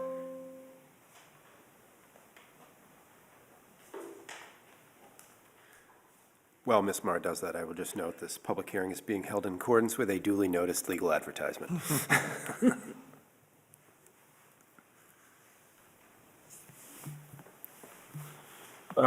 Yes, thank you, Madam Chair. This is Steve Moore. I live on Piedmont Street. I'm sorry for the mood lighting I'm in, but the lighting where I am is poor. So I'm sorry that I look so bizarre. Yes, I'm a resident of Piedmont Street, which is also a private way. So I'm pretty familiar with how private way works, how fixing them works. And I live actually pretty close to this whole discussion point. I travel in that area almost daily. I originally put up my hand to speak to 2 things, which I'll speak to in a minute, but upon hearing the previous speakers, I actually would like to register my disagreement with his comments. Private ways in town are a challenge because of property rights and how the private way law is written. Repairing them is a challenge. I know, since I was the force behind repairing Piedmont Street probably 20 years ago, and it took 2 separate efforts to make it happen. And it was difficult, but in the end, we were successful in doing a complete repave. I think it was the third of the 3 maybe it was the second of the 3 options rather than a reconstruction. The first, of course, is always this patching of the potholes. And although I understand that the argument is often made that people on fixed incomes cannot afford the cost of payment for one section of the road in which they live and have to contribute to in our case, the second option, a kind of semi-reconstruction of the street.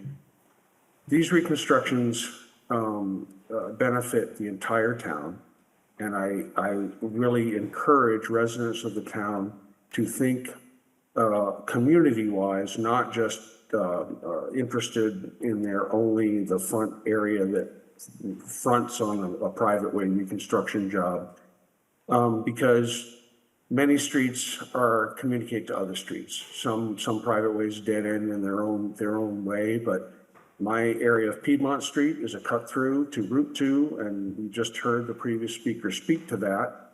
People going on to Williams, up to Piedmont, and over to Route 2.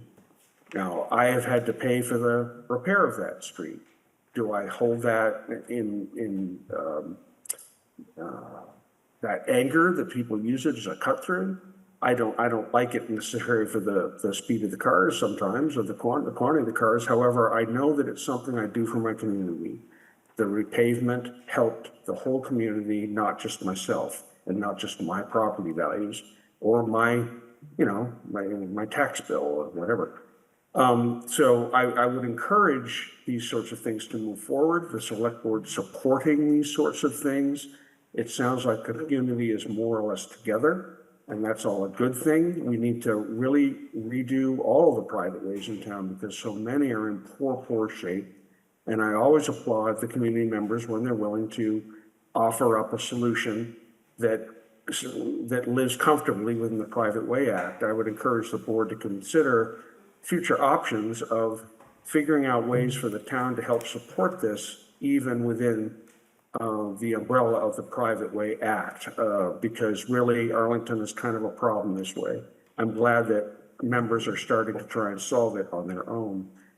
So that being said, I would like to ask the town council through you, when this is classified as a betterment, how is that different than just repairing your private way under the town law? Is the term betterment mean something different than the 3 options that I'm familiar with, the way it was 20 years ago?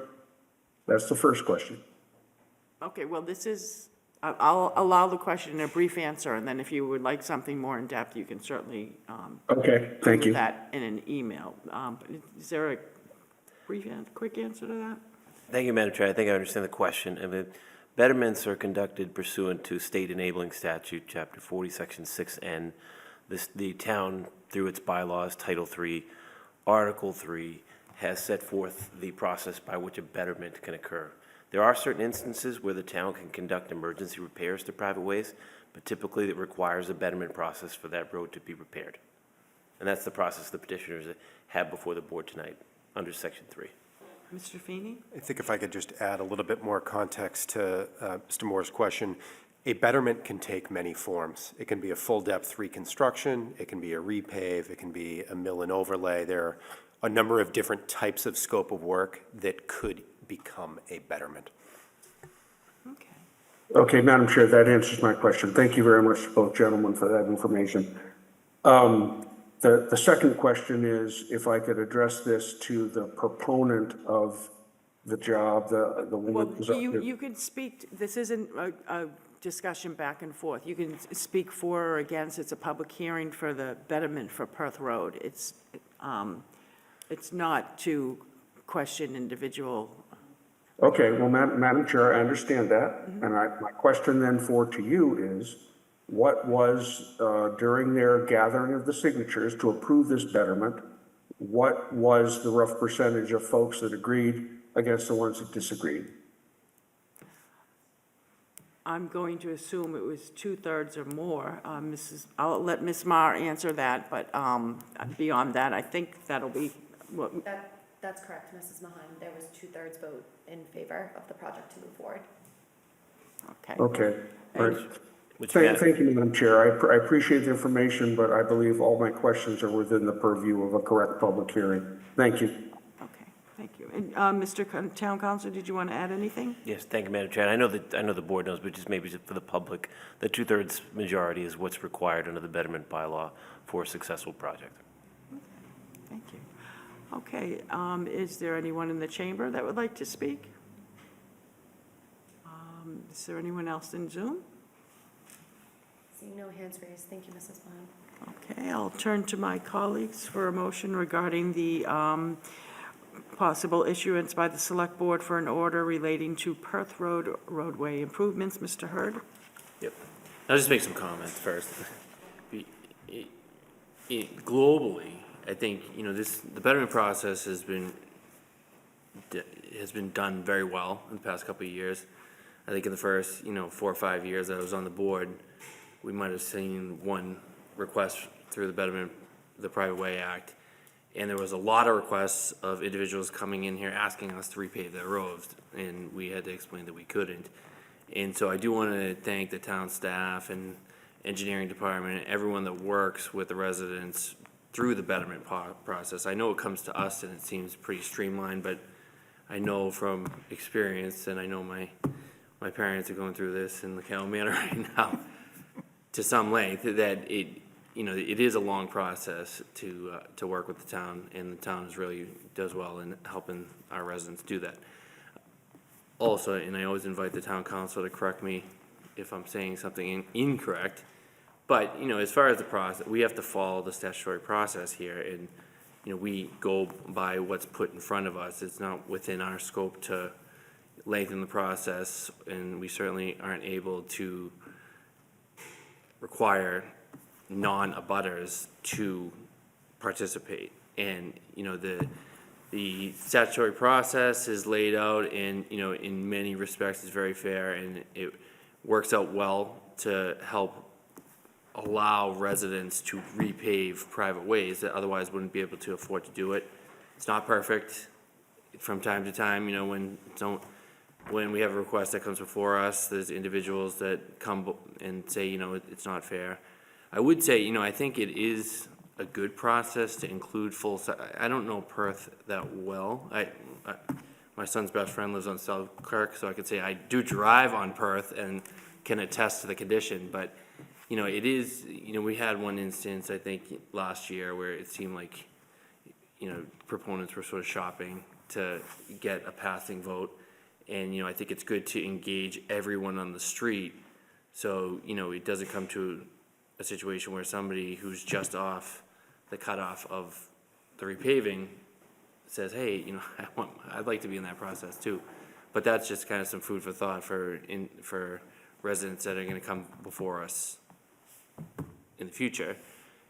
And once we have these requests, once we get to the 2/3 vote, the abutters have done the work that they need to put themselves within the purview of the statute. And, we have always, we don't have to vote on anything that's before us, but, we've always respected the residents' efforts where they get that 2/3 threshold by moving this forward. So I would move to approve the betterment request as put before us, and, yeah. Is there a Is it there? second, Mr. DeCoursey? Thank you, Madam Chair. I'll second Mr. Hurd's motion, and just to elaborate a little bit further in terms of, the only discretion we really have is to take a lesser area than what's asked for. So we don't have any discretion, as Mr. Hurd said, to increase that. And so for me, over the years when we've had this, I've always looked to the vote that has come through. We had a unique circumstance that Mr. Hurd referenced where it was a very long street. A portion of the street was a public way, a portion of it was a private way, and there was some issues as to when that started. That we don't have that here. So I would go along with it in light of what was submitted in light of meeting that threshold. Attorney Cunningham. Thank you, Madam Chair, and I just want to kind of cement that fact made by Mr. Hurd and Mr. DeCoursey that the certified abutters list is created by the Board of Assessors, and this board cannot expand that range. That's the paperwork that's before this board for tonight. It could reduce it, as Mr. DeCoursey suggested, but expansion of it is not permitted based on what the application is before the board tonight. Okay. And I would just, if Mr. Moore needs a little more information, there are reference materials available on Nova's agenda that has a letter that states the details of what the betterment action will be with a cost over approximately $40,000, as well as there's a document there that lists the, I believe, 9 or 10 abutters who were notified, all voting yes but 2. But if he needs more detailed information, I'd refer him to that. Mr. Helmuth? Thank you, Madam Chair. I just want to make sure that there's not an error here. If I'm not mistaken, the resident who rose in opposition today identified themselves as dwelling at 25 Peck Avenue. Was that correct? So I just want to note that that's noted on this form as a yes vote. And so, I mean, that can happen, but I just want to make sure that was not a mistake, because if my math is right, that would be the difference between a 2/3 vote or not. That's correct. I've pulled it, and it is a yes vote according to our paper. So it was submitted as a yes vote. Okay, Yes, thank you. Okay. Any further questions or comments from the board? If not, so a motion by Mr. Hurd to move approval, seconded by Mr. DeCoursey. All those in favor say aye. Aye. All those opposed, unanimous vote. Thank you. We now go to agenda item 15, appointments. Disability Commission, Vicky Cresson, term to expire June 30th, 2028. Could someone move that? Thank you. And if you could, I apologize, I probably did not say your name correctly. If you could say your name correctly for the record. It was close. Vicky Crossan. Crossan, thank you. And if you'd just like to give a brief introduction for your willingness, which we thank you in advance, to serve on our Disability Commission. Sure. So it appears to be practice to say I've lived here since 2019. I haven't been here that long. But let's see, I am a software engineer and I am multiply disabled. It's probably apparent since I use a wheelchair. I am excited to join the Disability Commission after attending several meetings, and I got to sit at the booth and help out during Town Day. And all of these people kept coming up saying in all sorts of different ways how much they wanted to connect with other disabled and neurodivergent residents of Arlington. And it seems like there is a really strong need to sort of build up that community through all sorts of different ways, I'm sure. And I am excited to help with that. Thank you. Turn to my colleagues. Mr. Helmuth? Thank you, Madam Chair. I'd love to move approval and to thank you for stepping up. Your background is wonderfully impressive, and you will, I think, have some very specific things to contribute. But this is a commission, too, that does really good work and has also really needed more people to help do that work. So I'm especially grateful to have a great candidate like you step forward. So thank you. Mr. Hurd? A second, and thank you for your willingness to serve. I also want to thank you for your willingness to serve. Thank you. I wouldn't say you've only been here since 19. We've been lucky to somehow attract you to come to Arlington in 2019, and so quickly after that, volunteer to give your time, which we probably couldn't afford to pay you to do it. But we do appreciate, certainly your unique perspective, working and living in sort of both worlds, where some of us kind of just are insular and just don't really have to, and sometimes don't think beyond that. So I'm very appreciative of you being able to do that. On a motion by Mr. Hurd to move approval, Mr. Helmuth to move approval, seconded by Mr. Hurd. Any further questions or comments? If not, all those in favor say aye. Aye. All those opposed, unanimous vote. Thank you so much. Nice to meet you. Hope to see you in the future. Yes. We will next go to Commission for Arts and Culture, an appointment, term to expire June 30th, 2028. Matthew Marichuk. if you also could just say your name, hopefully correctly, unlike me, if I apologize if I didn't. It's close enough. It's Matt Mayerchak. Mayor Shack. Thanks. Nobody gets it right, so. If you could just give us your interest in the Sure. Commission for Arts and Culture. Yeah, I was invited to join the commission. I am a musician, as also sometimes theater practitioner, but as a musician, we noticed, our band was noticing that there are a wide variety of performance opportunities in the town of Arlington, and there are a lot of different organizations that book the bands or the poets or the, other kinds of things going on. And there didn't seem to be a very easy way to find out who did all of them. And like the people at Robbins Farm Park book that series, Brewery books the Jason Russell House, there's things at the Schwalm Mill, there's Magnolia Park, and there seems to be a different person to contact for every one of these things. So in talking to people to try to find out who does the Town Day, for instance, we realized that it would be nice to be able to put together some kind of an organized list of all of this stuff that people could use on both sides. Musicians and performers could find out who to contact if they want to play at something, and people who need a band or need a artist to paint a mural or whatever would have an easier list of people to draw from. So I'm trying to find a way to try to consolidate a lot of that information in one easy to find place. That's my interest, at least to start with, in joining the organization. Thank you. Sure, Mr. Hurd, I can see the smile on, he's one of the two, he's the liaison to the Town Day Committee on behalf of the board, so. Oh, yeah, we're always looking for more volunteers for Town Day. Well, I was just reading your resume, and do you have any examples of obscure rock? Well, heard that for term. instance, there's a song from the 60s by a band called It's a Beautiful Day, and the song is White Bird. Anybody know that song? White bird in a golden tree.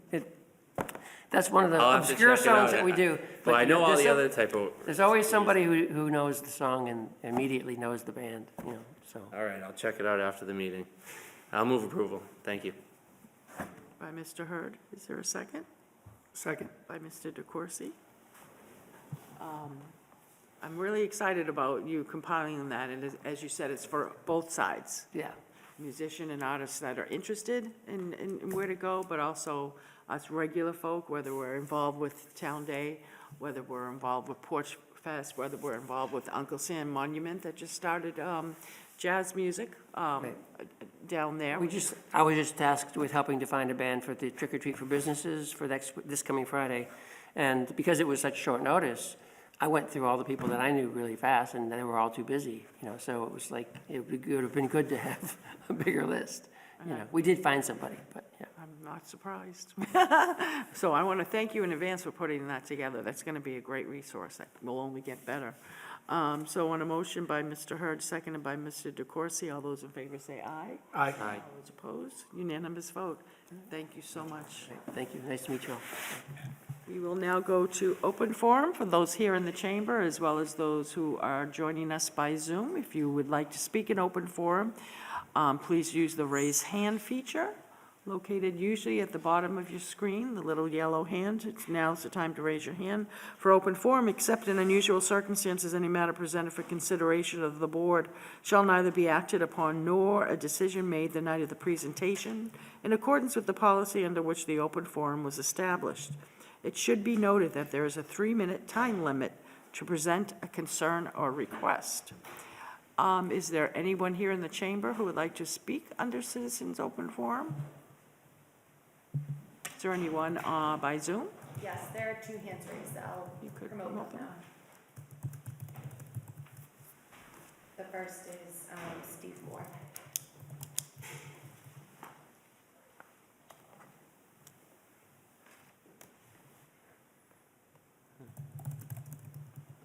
Just name and address for the record. I didn't hear, is it Steve Moore that got recognized? Yes. Okay, thank you. Yeah, Steve Moore, Piedmont Street. I just wanted to utilize this public forum space to compliment the town, and I'll use the board because the board approved it and supported the effort as well. I just want to say, I recently took a look at the Foot of the Rocks Park, which has just been completed. And I know it was done via, town action, but of course, again, with the select board support. It's turned out very nicely, and I know that there was a lot of consternation about why we should do this and why would we spend that kind of money, and it's a very small piece of land and such. It's turned out great, and I just wanted to thank the board for their support and approval of it. I think the town was very smart to do it, to make sure we continue to recognize our Revolution-era cultural heritage. And I know it couldn't get done in time for our April 19th reenactment, but it is available for July 4th, 2026. So I just wanted to state that for the public record. Thank you, Madam Chair. Thank you, Mr. Moore. I agree with everything he said. If you could promote. The next hand raised is Anthony Vogel. I may have mispronounced their name, but.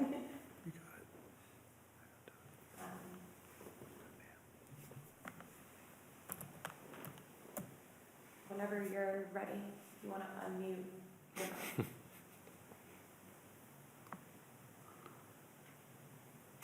Just need to unmute and then say your name and address for the record, please.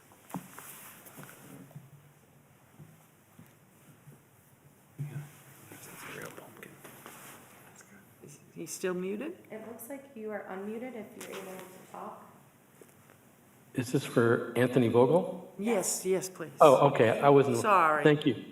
I wasn't aware it was for me. Hi, I'm just using the opportunity to address the item coming up at the end of our agenda here, the discussion of the handicap parking on Eastern Avenue at Robbins Farm Park. I'm Tony Vogel.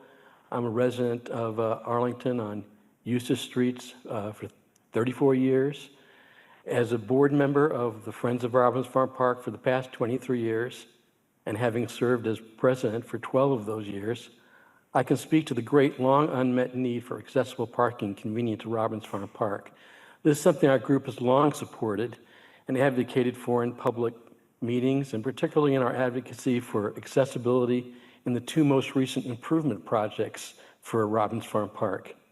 In the many community and cultural events we have sponsored, and observing how residents use the park, we have seen firsthand that many differently abled persons are effectively prevented from using the space, despite the fact that the town has made great strides in making the park itself accessible.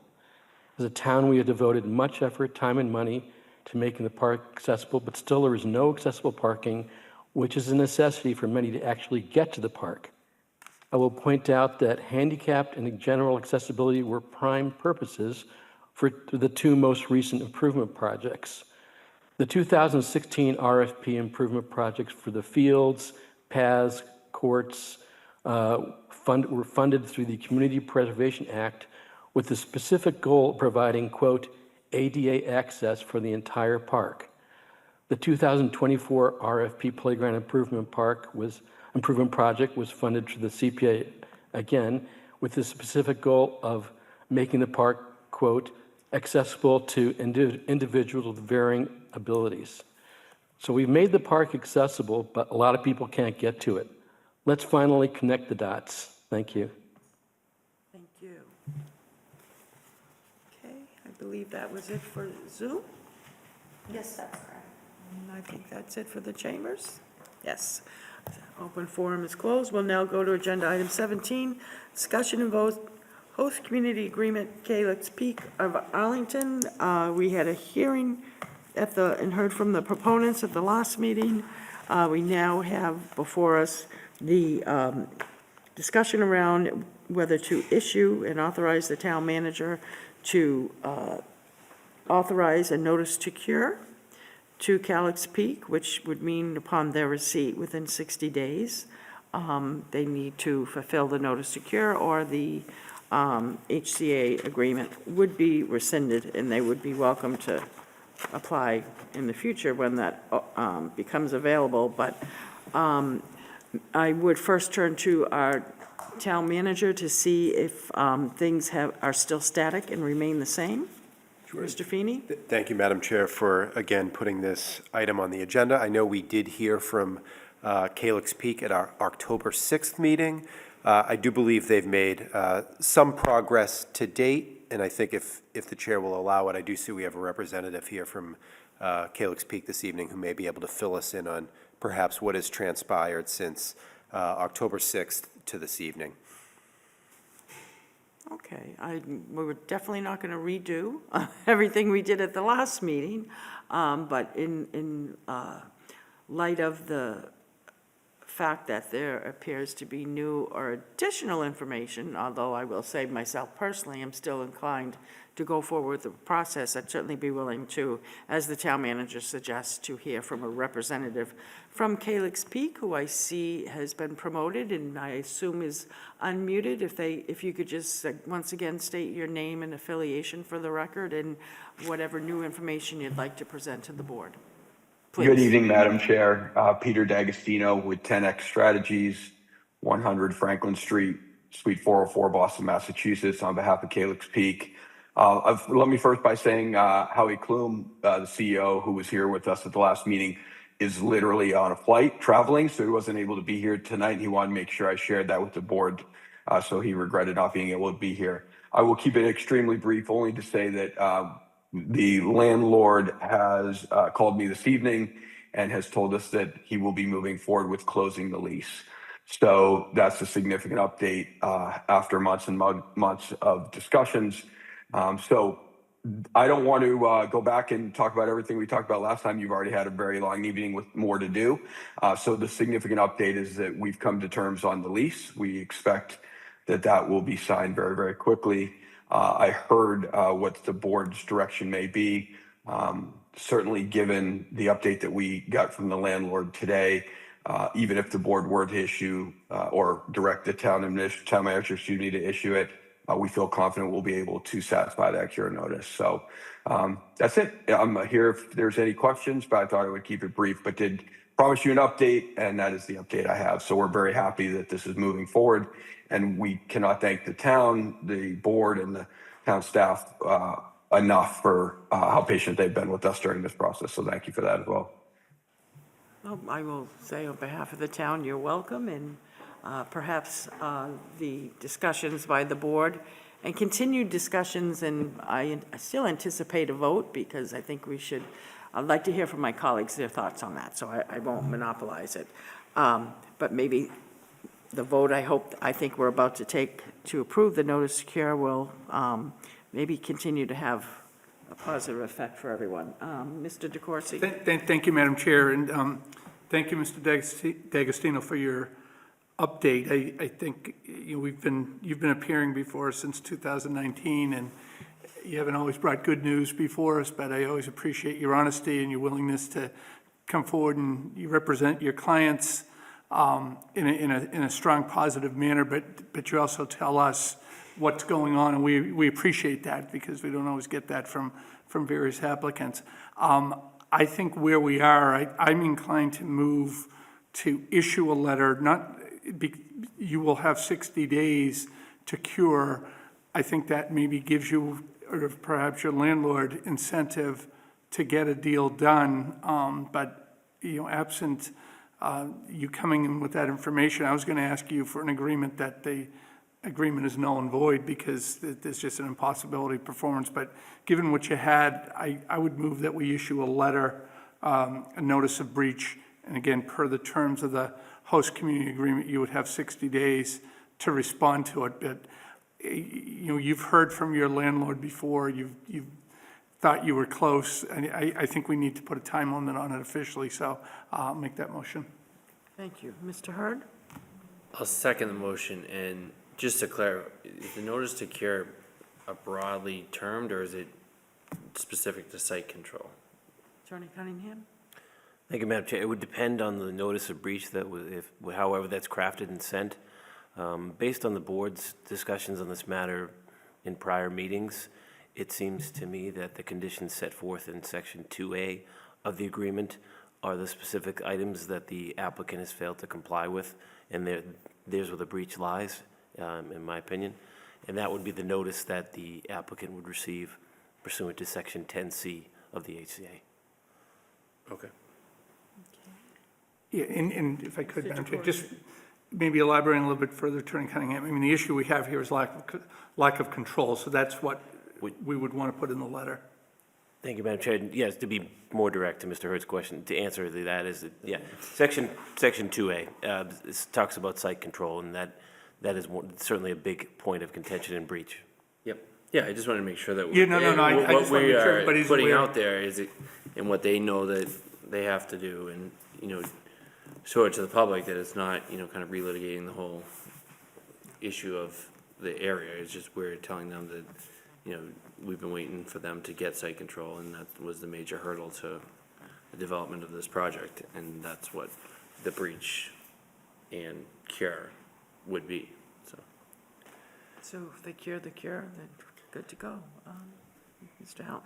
Okay, and I would note that it's 60 days upon receipt from the town manager, and taking into account what needs to happen to, after it appears, takes the vote to authorize the town manager to issue that letter, as well as whatever time it takes for the postal service to get it to you. So it's really 60 days with a little plus on top of that. Mr. Hurd? Just for procedural questions, since we've never gone through this process before, did they submit the cure to the legal department or the town manager, or does it come back to the board, or do we just get notified, I guess, or does it come back on a board agenda and we receive and approve the cure? Attorney Cunningham? Thank you, Madam Chair. I would suggest that the applicant provide notice in response to the letter, which is coming from the town manager, and then the town manager could update the board on the status of the cure attempts. Okay. Is that okay? Well, I guess my question wasn't clear. Does it have to come back to the board to say, yes, we approve this as a cure to the notice that we sent? Attorney Cunningham? Thank you, Madam Chair. It would depend on what that cure is. Potentially, that could be something appropriate for executive session, depending on what that is.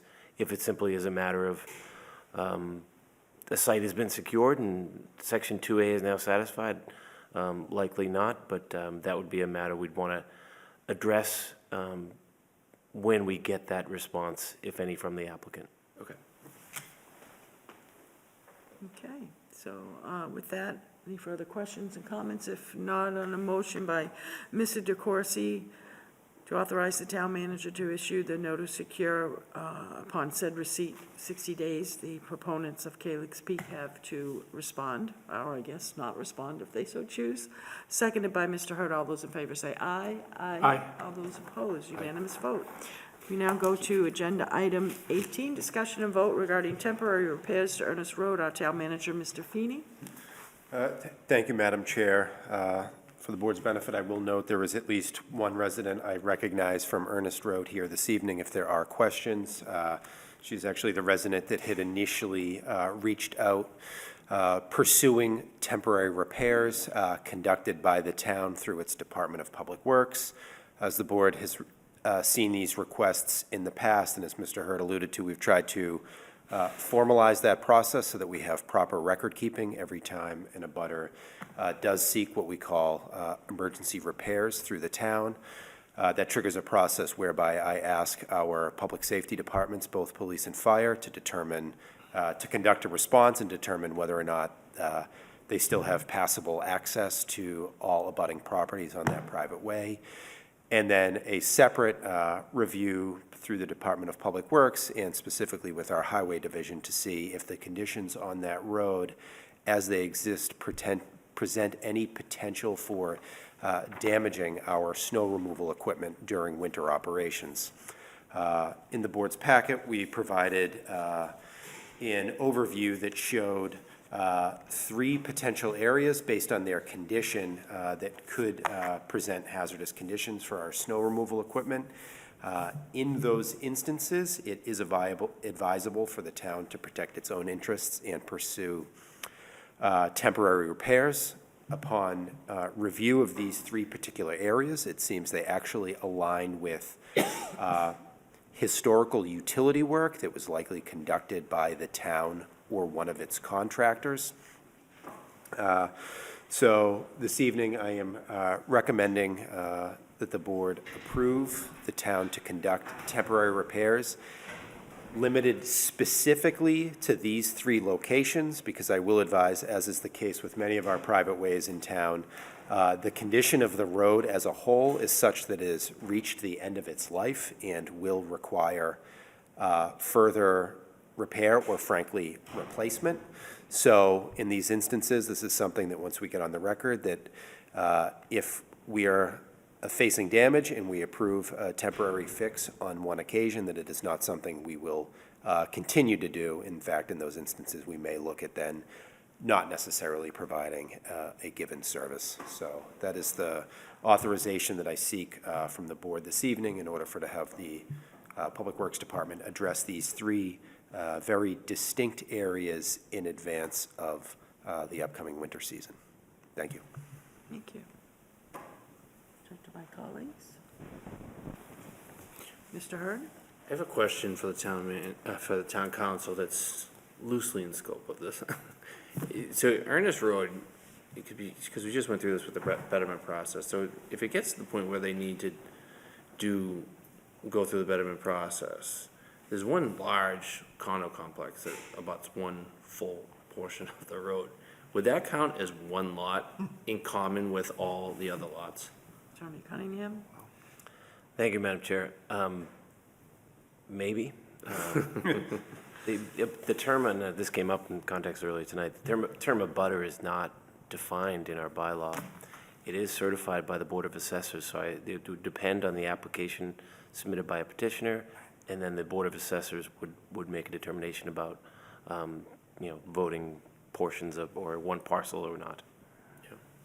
And again, it has nothing to do with this request, but it just, it's, as we work through this with the betterment law, and this came up one time where the town had a little portion and people were a little miffed to find out that we didn't have to contribute.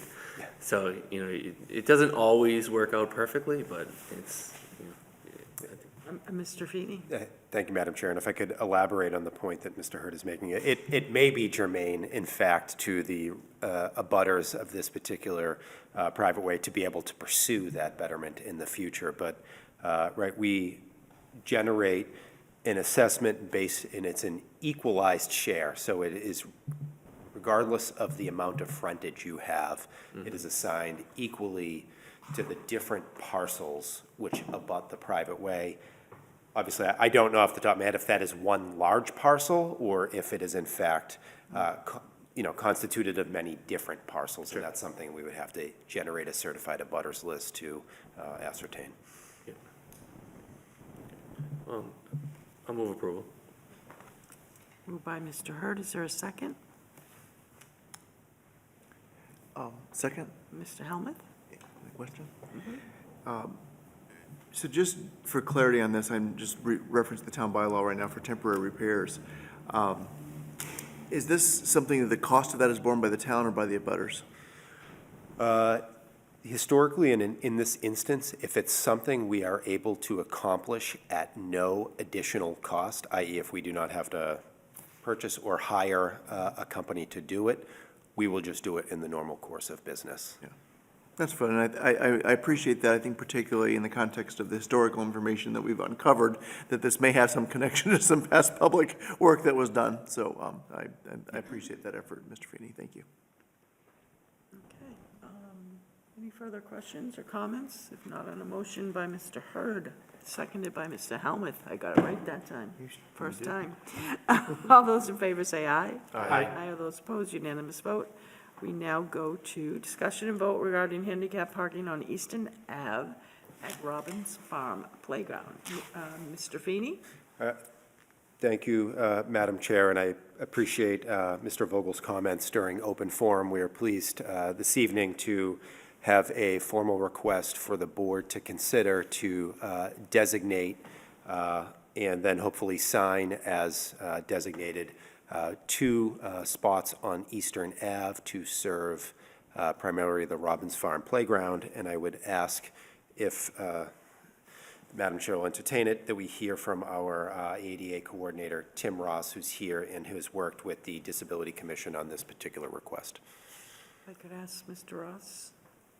He's in Zoom land. He's in Zoom, and right before we turn over to you, and you can say your name again and affiliation for the record, I do want to note the board has also received correspondence from Mona Zeftel, President of Friends of Robbins Farm Park, also voicing her support for this request. Mr. Ross? Hi, everyone. Tim Ross, ADA Coordinator for the town. I've been working with the Disability Commission, particularly Grace Carpenter, who's our current chair. Wanted to submit the memo to approve handicap parking at Robbins Farm. I know we had someone speak earlier to the issue, and as the Robbins Farm was the first playground designed with universal design principles, I think the accessibility is a huge selling point to the playground, but currently, right now, there is no handicap parking available on Eastern Ave. It's kind of a free-for-all, and so we thought it would be appropriate to have 2 designated handicap parking spaces on Eastern Ave, on the playground side, on either side of the crosswalk. 2 instead of 1. Obviously, this is not something that folks could reserve ahead of time. So we would hate to have, families or an individual show up and only have the 1 parking space, handicap parking spot available. So we're hoping you would all consider approving this to include the 2 handicap parking spaces. Mr. Feeney?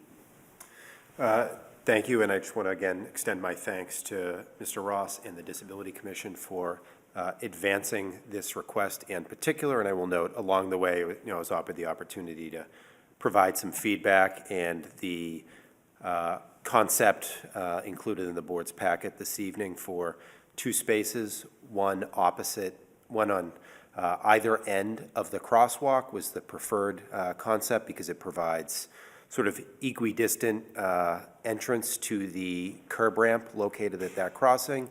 And at the same time, there would be added benefit if those spots were not both occupied by vehicles at any given time. It would help to daylight that particular crosswalk, which obviously sees a high level of pedestrian activity given its direct contiguous placement next to the Brackett School. It certainly seems to make sense, considering this is our first universal design playground. I think I saw Mr. Hurd and then Mr. Helmuth. I'll move approval, and then just sort of piggyback on what Mr. Feeney said. I think it's perfect. There's certainly need for handicap parking to coincide with, the amazing design that we just went through to have accessible playground apparatus.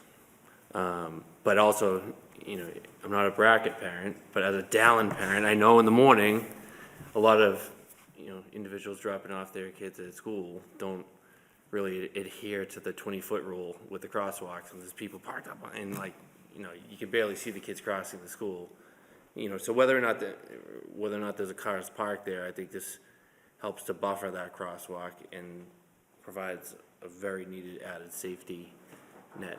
And, at Eastern Avenue is definitely a high-volume street at all times of day. So, I think in addition to the need for handicap parking, I think it's a very well-thought-out design to put it where it is. It may be something that we should think about in other parts of town. And since it's your neck of the wood, and you had your hand up next, Mr. Helmuth. Thank you, Madam Chair. Yeah, I walked by it tonight on my annual neighborhood, or my nightly neighborhood walk. I think it is a great location. I also was fortunate to be present when the new playground was opened, the ribbon cutting. And I'll never forget, there was a little girl who uses a wheelchair who rolled right up to that accessible merry-go-round and rolled right onto it all by herself. And the look on her face was joy. And so many other kids that I see of different abilities using that park just gladdens the heart. And I'm perpetually grateful to the big effort that so many people in the town made to design this groundbreaking platform. And I also want to take the opportunity to thank our neighbor, Tony Vogel, who spoke earlier tonight, and Mona Zeftel and the other good folks at the Friends of Robbins Farm Park, who supported that effort, who raised money to close the costs on part of that playground and have done so much for the community at Robbins Farm Park. So I know he was nice enough to thank us, but really to thank him and all the other volunteers who helped make it possible. So if I didn't already, I'll second the motion. Thank you, Mr. Helmuth. Any further discussion and comment? If not, on a motion to approve with our thanks by Mr. Hurd, seconded by Mr. Helmuth. All those in favor say aye. Aye. All those opposed, unanimous vote. We now go to new business. Ms. Marr? Thank you, Mrs. Mahan. The only new business I have is to remind members of the board that the annual firefighter retirement party is to be held on Friday, November 14th, 2025 at 7 p.m. at the Woburn Crown Plaza. And if you do plan to attend, to let Chief Kelly know at your soonest, earliest convenience. And we'll be forwarding that notice also to hopefully our soon-to-be fifth member of the board to see if she, I saved the date, along with Veterans Day, November 11th, along with December 22nd, but we'll send that to you later in due course. And you said that was it? Thank you. Town Council, Mr. Attorney Cunningham? No new business, Madam Chair, thank you. Town Manager, Mr. Feeney? No new business, thank you. Mr. DeCoursey? Thank you, Madam Chair. Two brief things, and both related to Arlington High School. First, I want to congratulate the boys golf team, coached by Dan Hirsch, for the first time that I made, definitely in history since they joined the Middlesex League, they were the champions of the Liberty Division, co-champions with Belmont, but they beat Belmont in their match. And it is a very difficult division to compete in because you're dealing with, Arlington's the only community that doesn't have a golf course within its jurisdiction. And so that was a remarkable accomplishment. They finished with 8 wins and 3 losses, and congratulations to them for that. The second thing, ACMi has recently posted different videos from Town Day. It's in 3 parts, and there was one short video of the Arlington High Jazz Band playing the song Birdland, and I recommend it to anybody. It is amazing, and before they played it on Town Day, my favorite version of Birdland was by the greatest pep band in all of college athletics. Now it's the Arlington High version, so it's an hour into part 2. That's when it starts, and it's worth a watch. And Tino D'Agostino does such a remarkable job, so I just wanted to put a plug out there for that. Thank you. Okay, and Mrs. Morgan down there, kids are in, so even more reason. It's just everywhere. Thank you. Mr. Hurd? And just for everyone's edification, Mr. DeCoursey was referring to the BU Terrier pet band.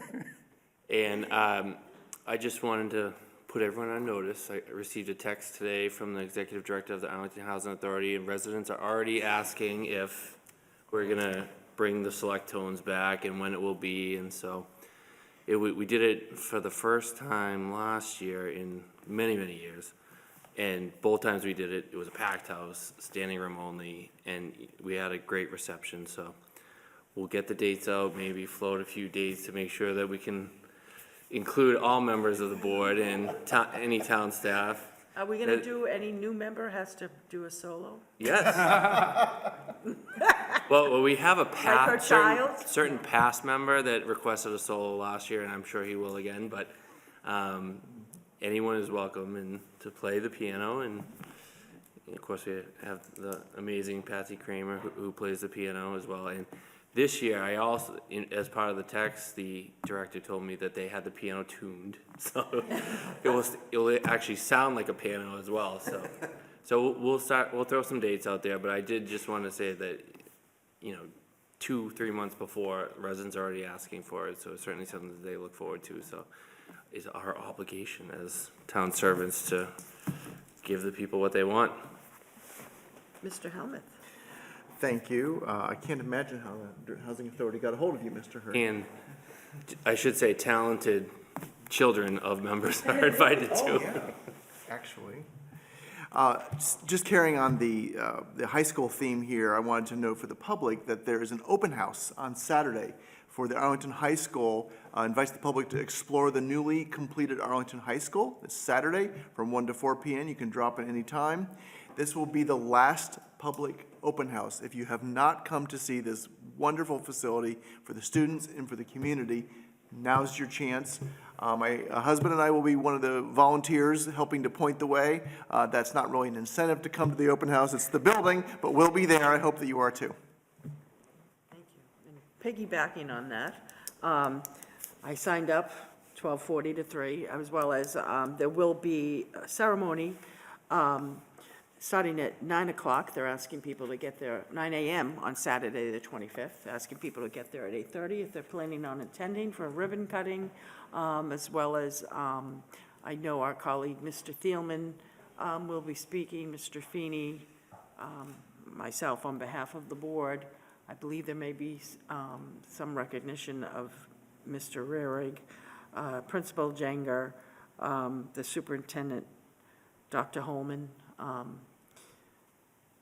and there are some other invited guests that haven't confirmed yet, so, but everyone's been told, try to keep it to 2-3 minutes. So if anyone's listening to this saying, oh my God, that's 45 minutes, no, it's not. So the ribbon cutting and Famous last words. dedication ceremony is at 9. If you're planning on being there, they're asking you to be there at 8:30, so they can take some pictures of everyone. That's Saturday, the 25th. As Mr. Helmut said, the tours are 1 to 4. And if anyone else wants to sign up, they need 45 slots filled. I think they're a little more than halfway there. And as Mr. Helmut said, this is the last opportunity, and if you can't make it, there is a virtual tour. The second item I would just bring up to my colleagues is, I promise it won't be CSO every time, but got another 2 notices today from CSO discharges. We're over 10, close to 12 for the month. Just so you know, and my colleagues know this because you've all lived through it, with the, as of the past 2 to 3 years now, with the exception of really heavy, truly winter months, and sometimes even in the winter months, because we're not snowy anymore, but we are watery, a month doesn't go by without CSO discharges there. But we're making headway on that. And then just because we did add an extra meeting, so we will meet again on November 3rd. We also are meeting on November 10th to accommodate the Board of Assessors in their 2-week process, 2-meeting process to set the tax rate and senior ways means numbers. I am doing, so far, I don't want to jinx it, a really good job that the November 17th meeting, it appears we'll be getting the business done on the 3rd and the 10th. So as soon as I can clear the books on that, I will let everyone know, because I know besides on top of that, my colleagues have been very understanding, and even before November have added 3 extra meeting dates for Safe Routes to School, for the Uncle Sam Monument, and blanking, for the Schwam Mill celebration. So I'm not trying to take advantage of your time. I pride myself on, like you all, when you're chair, being so efficient and making sure things run smooth, and we have to have these extra meetings. So with that, I'll take a motion to adjourn by So moved. Mr. Hurd, seconded by Second. Mr. DeCoursey. All those in favor say aye. All those opposed, unanimous vote. Thank you so much.